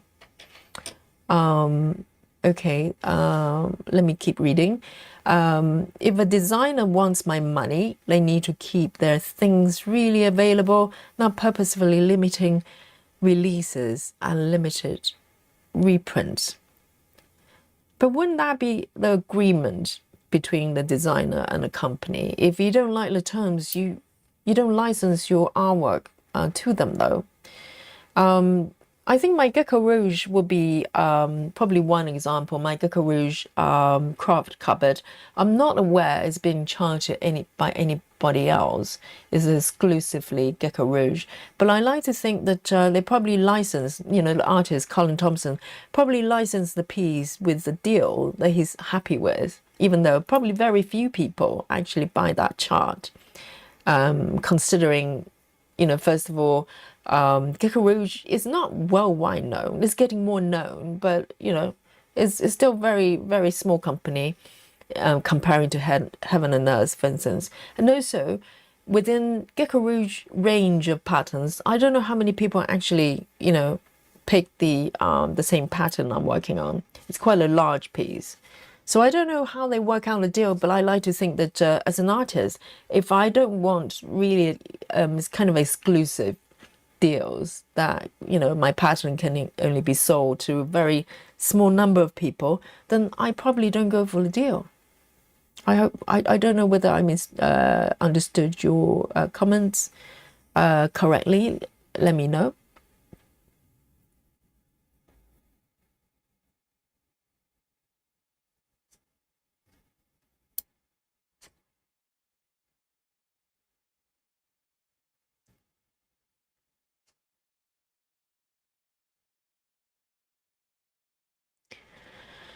Right, let me pick one more color here.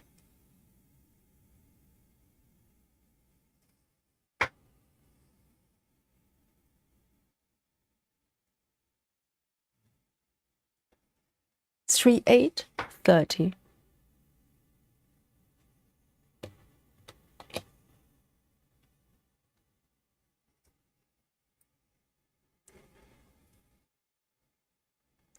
BOT says, in my legal career, those were sent. Oh, okay.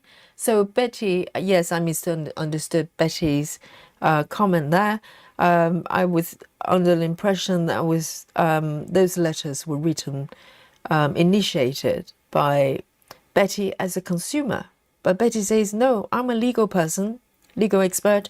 In my legal career, those are sent on behalf of artists and copyright holders. Yes, that should be done. Absolutely.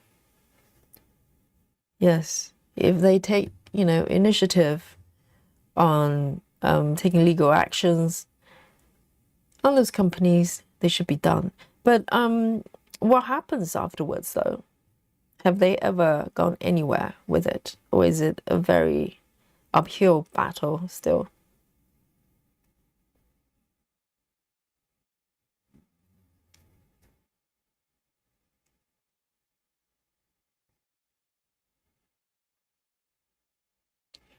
Karen says a lot of cross-stitching patterns now are AI generated, so there is zero copyright. So yes, there are more and more. I think it's a trend, and it might slow down in the future. That's my gut feeling, because they're not very nice. They all look very computer graphic looking, and I cannot imagine that I would want to stitch those type of pattern. But it's just me. Maybe some of them, and some stitchers love them. It's a new toy. I think a lot of people are playing with it, and also, in a way, it takes away from having to create artwork and get, artwork licensing there. But a copyright would be very tricky. So, for instance, if you created an AI generated artwork and chart accordingly, right? And then I take your chart or your artwork, either rechart it. If I take your charts, then that's probably clearer as a problem. But if I take the artwork and rechart it myself, am I breaking any kind of copyright rule? I wonder. It's a new area, isn't it? Because with AI generated images, by default, well, AI technology as it is right now, they are taking from everything that's out there, and they use, existing images on the internet as the resources. I mean, the AI has not just generated those images from thin air. They're actually taking the resources. They're already out there. Someone else's artwork, someone else's photographs. So in theory, you could argue that nothing is copyrightable with AI pieces. So I can just go and take someone's AI creation and do whatever I want. Wild, Wild West. See you later, loves to stitch.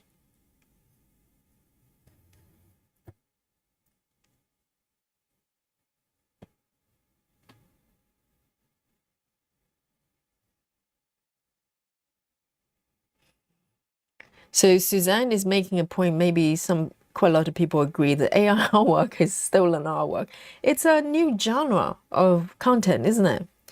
Because unless the AI is going to evolve so much that it actually has the true intelligence that it's able to create artwork in a meaningful way by itself.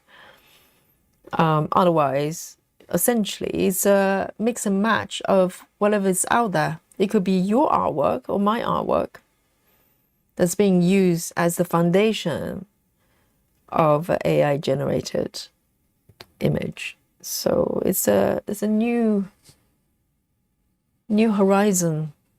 I don't know where we're gonna go with that.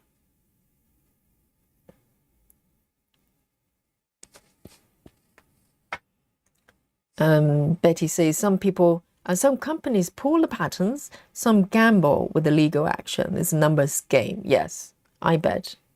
because, is how much resources and how determined you are to pursue it versus, and also the penalty as well. If a lot, if the companies are making profit by stealing, or use unlicensed artwork, if all they get is some fine, a small amount of fine as penalties, then maybe they're willing to throw the dice and go, even if we're found guilty in some way, the worst can happen is we remove that particular pattern or artwork and keep the rest going until they get sued by those companies, those individuals as well. So I'm sure it's not easy.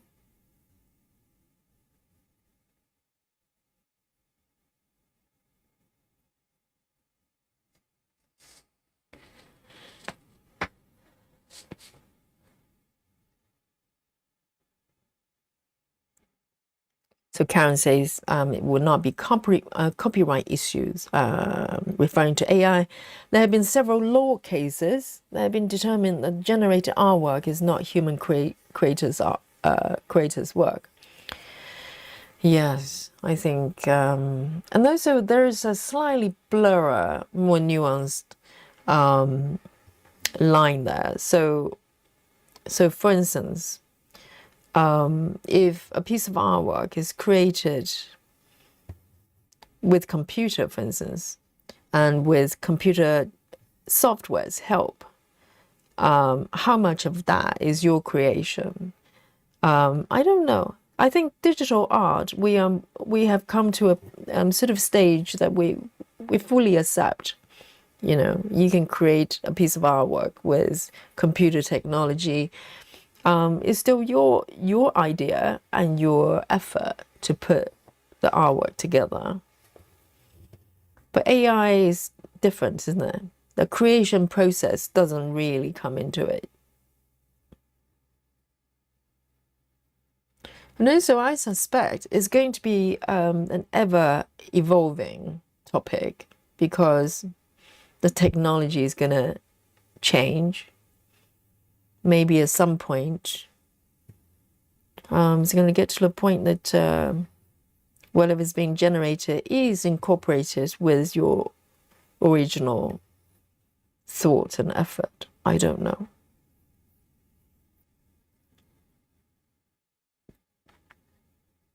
Suzanne says, as someone who don't draw, I'm kind of interested in the AI artwork, and I also have heard it's actually stolen artwork.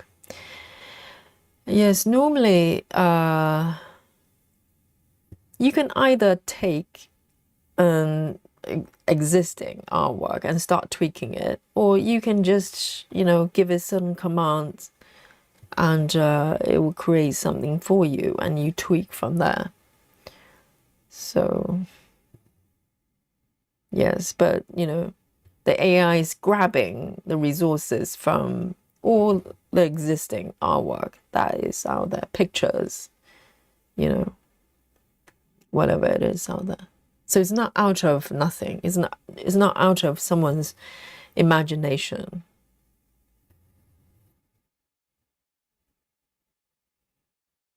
One, two, three, four. 1, 2, 3, 4.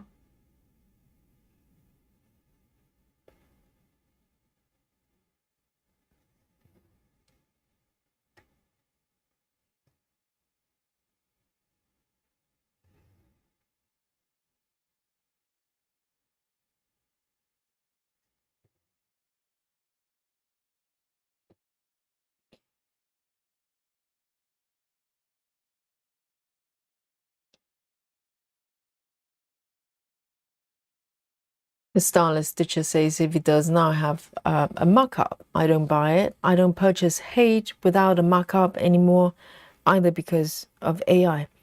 Oh, but they always have a markup. What do you mean by markup? You mean the image generated with stitches? or pixels that look like stitches. But I think they always have a mock-up, don't they? Heaven and earth.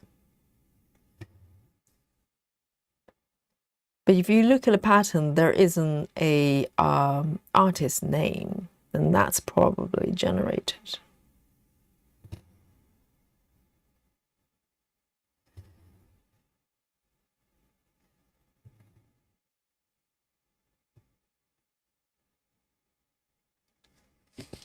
Janine says AI is tricky. My brother makes music. He uses AI for the voice and the videos, but the lyrics are all his, so he can copyright it. Yes, I think it's going to be in a very, very gray area for a long time until we get to a stage that we understand what it really is. Because at the moment, it's a toy that anybody can play with. And we don't know what it is just yet. And yes, I think hopefully at some point we're going to arrive somewhere that we know exactly what it is. And maybe have some sort of, rules around it. But at this point, not really.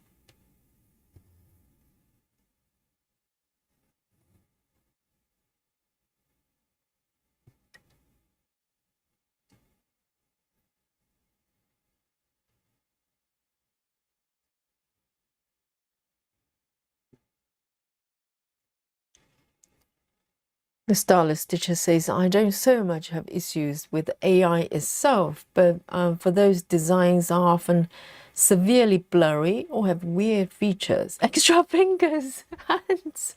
Well, that happens in quite a lot of video games, because video games probably been using AI to do the work for a little while. And sometimes you don't notice when it's properly done. But sometimes, yes, there's some weird things like, legs are blurry or extra legs. I think you're supposed to check, right? just to check the number of fingers and hands. Just make sure that there isn't extra bits that shouldn't be there.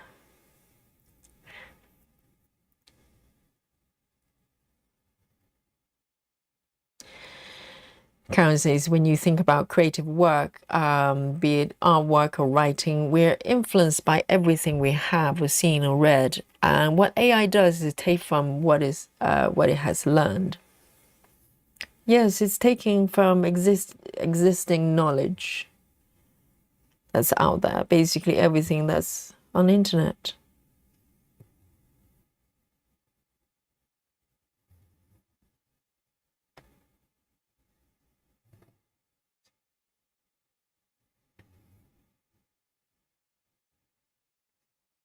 There.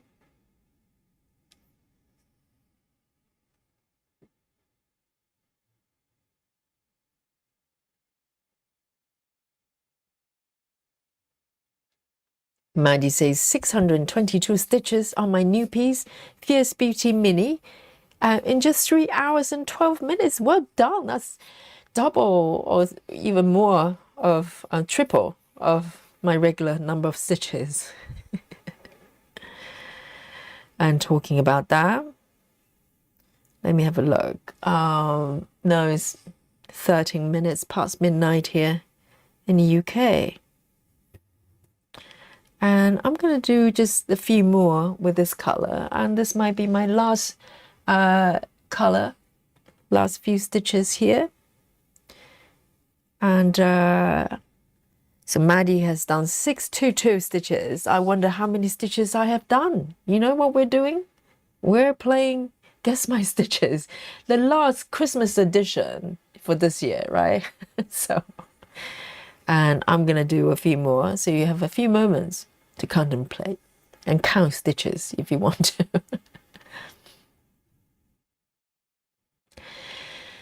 Karen says, the major issue I have with AI is the huge amount of resources it takes in terms of power and water usage. Water usage.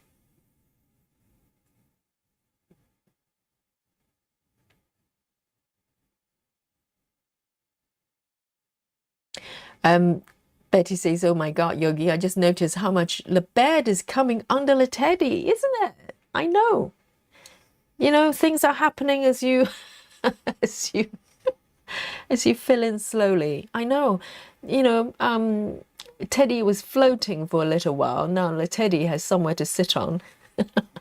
I know. No more flying Teddy. It's adorable, isn't it? So I'm going to do a few more stitches here, okay?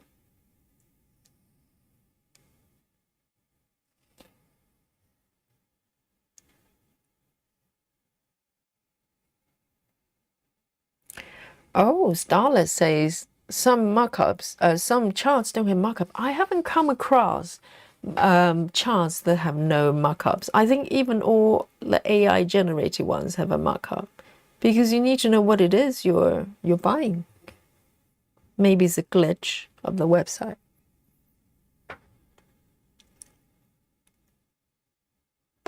Karen says the huge data centers require water for cooling. But you know, Karen, if you go down that line, there's so many things, technology that we use every day in order to improve the quality of our lives are destroying the environment or draining resources, you know, all sorts. So it really depends on, I think it's great to have awareness of certain things, but I think with AI, there are probably other things we need to worry about as well. I'm not saying it's not valid, absolutely. I'm just saying as a happy human being, there's only so much that we can worry about without losing our sleep. So I think we all have things that we feel strongly about. But there's so many things, Karen. Don't let me start. You won't be able to sleep for the next 10 years going this way.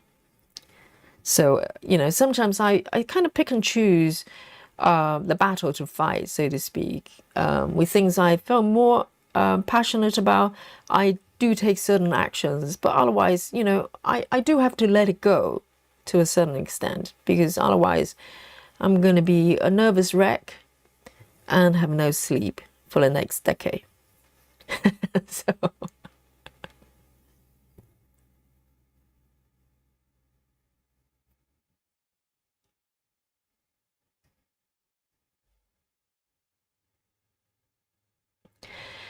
BLT says, I love it when pattern elements pop up and take me by surprise. I love that too. You know, a lot of times I just focus on the stitches and I deliberately not to check, reference the markups. So, you know, so when something pops up, I get pleasantly surprised. I love that too. Yes.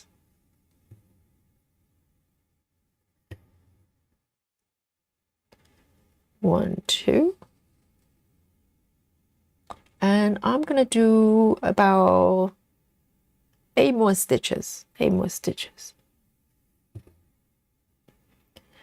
These are nice blob of the same color here. It's quite nice to stitch.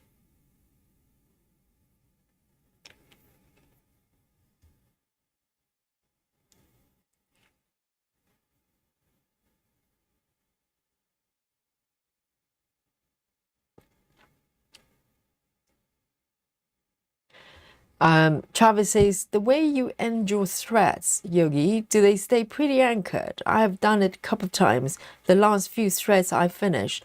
Do you mean the pin stitch finish or boomerang? They're both quite secure actually. And with boomerang, I have not had issues. And with pin stitches as well, seems to be fine. So no issues so far. No issues so far. You can always, you know, experiment to see if it creates issues. All right, I'm going to do the last stitch here. And this is going to be my last stitch. I'm going to do a boomerang over here. Beautiful. Yes, it's happening, isn't it? I'm glad for the last session, Christmas stitching this year, the teddy has somewhere to sit on. Otherwise, it's going to be floating for a year till next Christmas. I feel bad about that. 3A30. So let me zoom out my app a little bit here.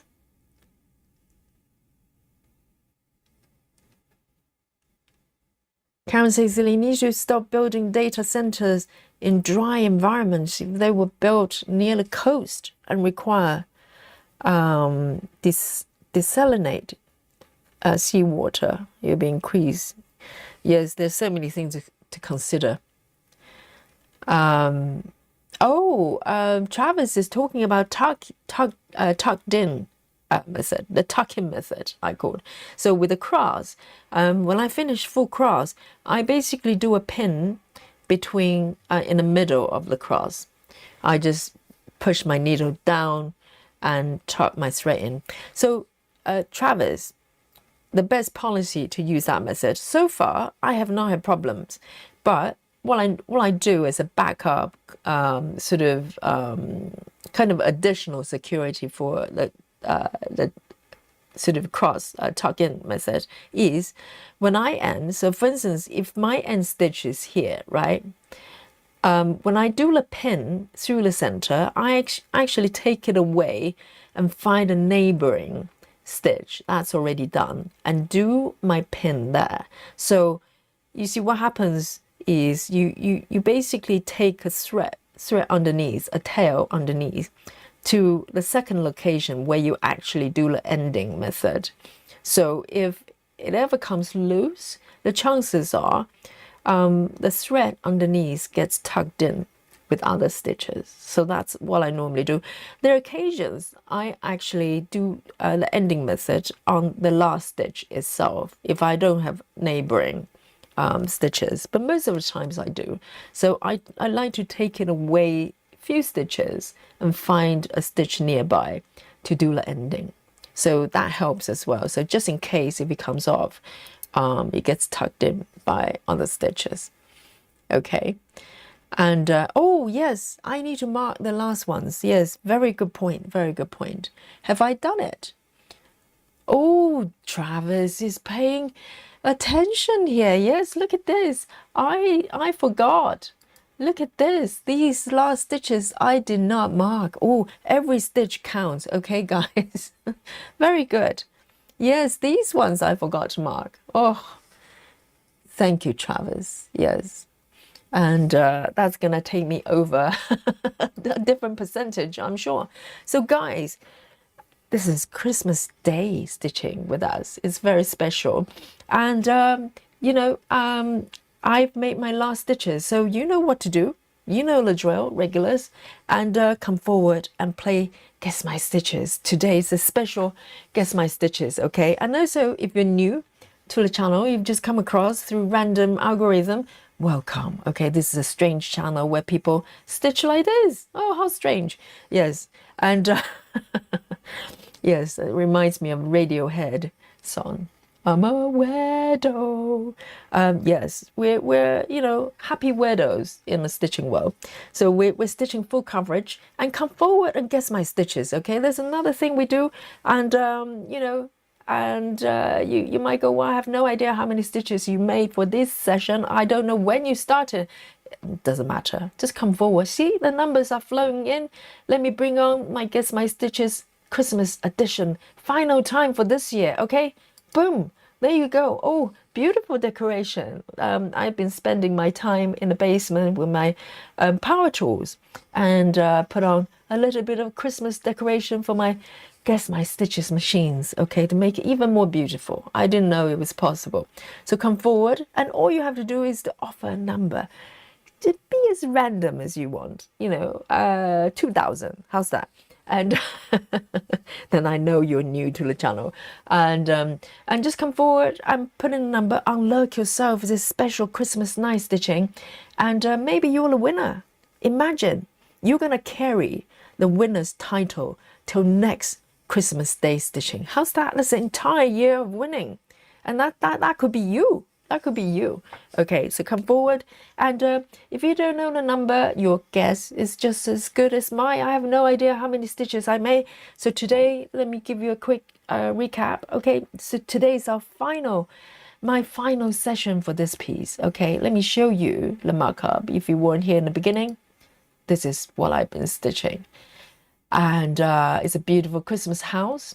This is one out of the three. This is number two. There are 1, 2, and 3 from the same artist.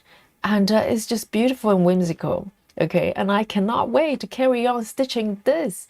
Maybe Christmas in July, or maybe next Christmas. Who knows? And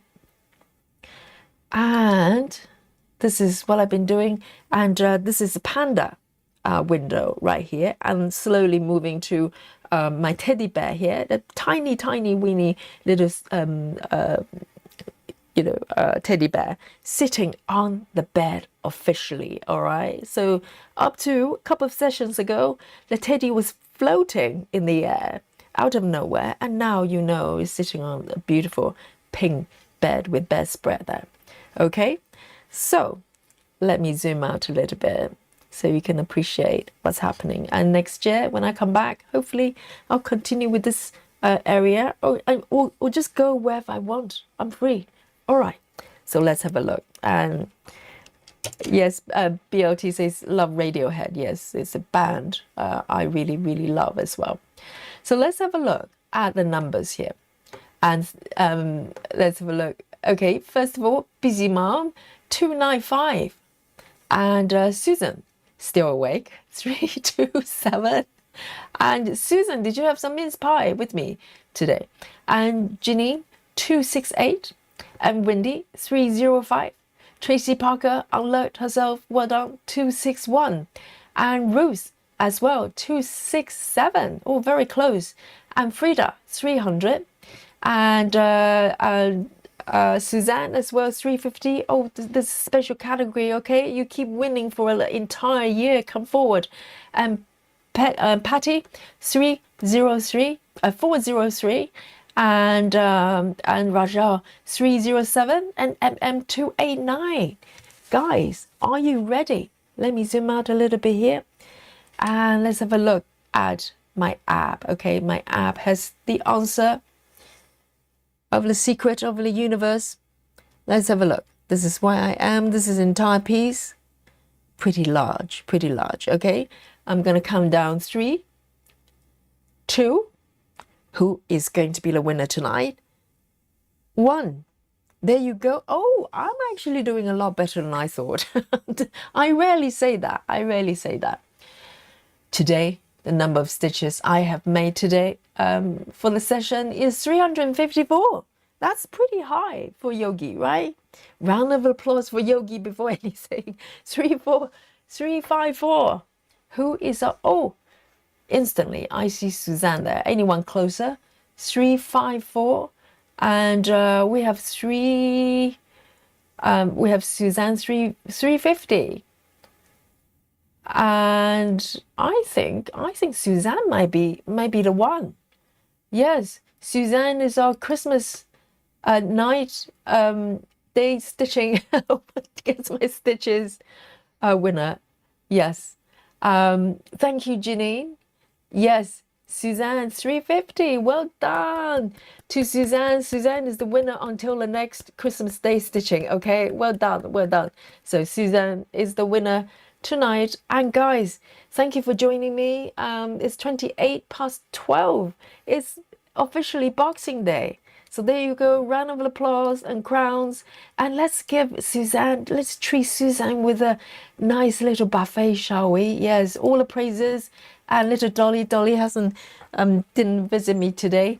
And lazy Dolly is neglecting her duty. And let's bring a little bit of yummy food for Suzanne here. And well done, Suzanne. And good luck with the new piece as well. And so, guys, thank you for the piece for, yes, Janine is bringing a little bit of food. And the Christmas lady, I don't know, that's intriguing. And yes, thank you for joining me for this beautiful session, Peaceful Stitching. I hope you enjoy it too. And tomorrow we're back for a Saturday. Oh, hang on. Tomorrow is Friday stitching. I lost track. Yes, today's Thursday and tomorrow is Friday. So a little bit of Friday stitching. Okay, so guys, join me for tomorrow. Yes, Frida's offering some tea and coffee and cakes as well. Lovely. And I'll see you tomorrow. Have a restful Christmas Day evening and or Boxing night, Boxing Day. So until the next session, see you tomorrow. Night night. Bye bye. Nighty night. Love you all.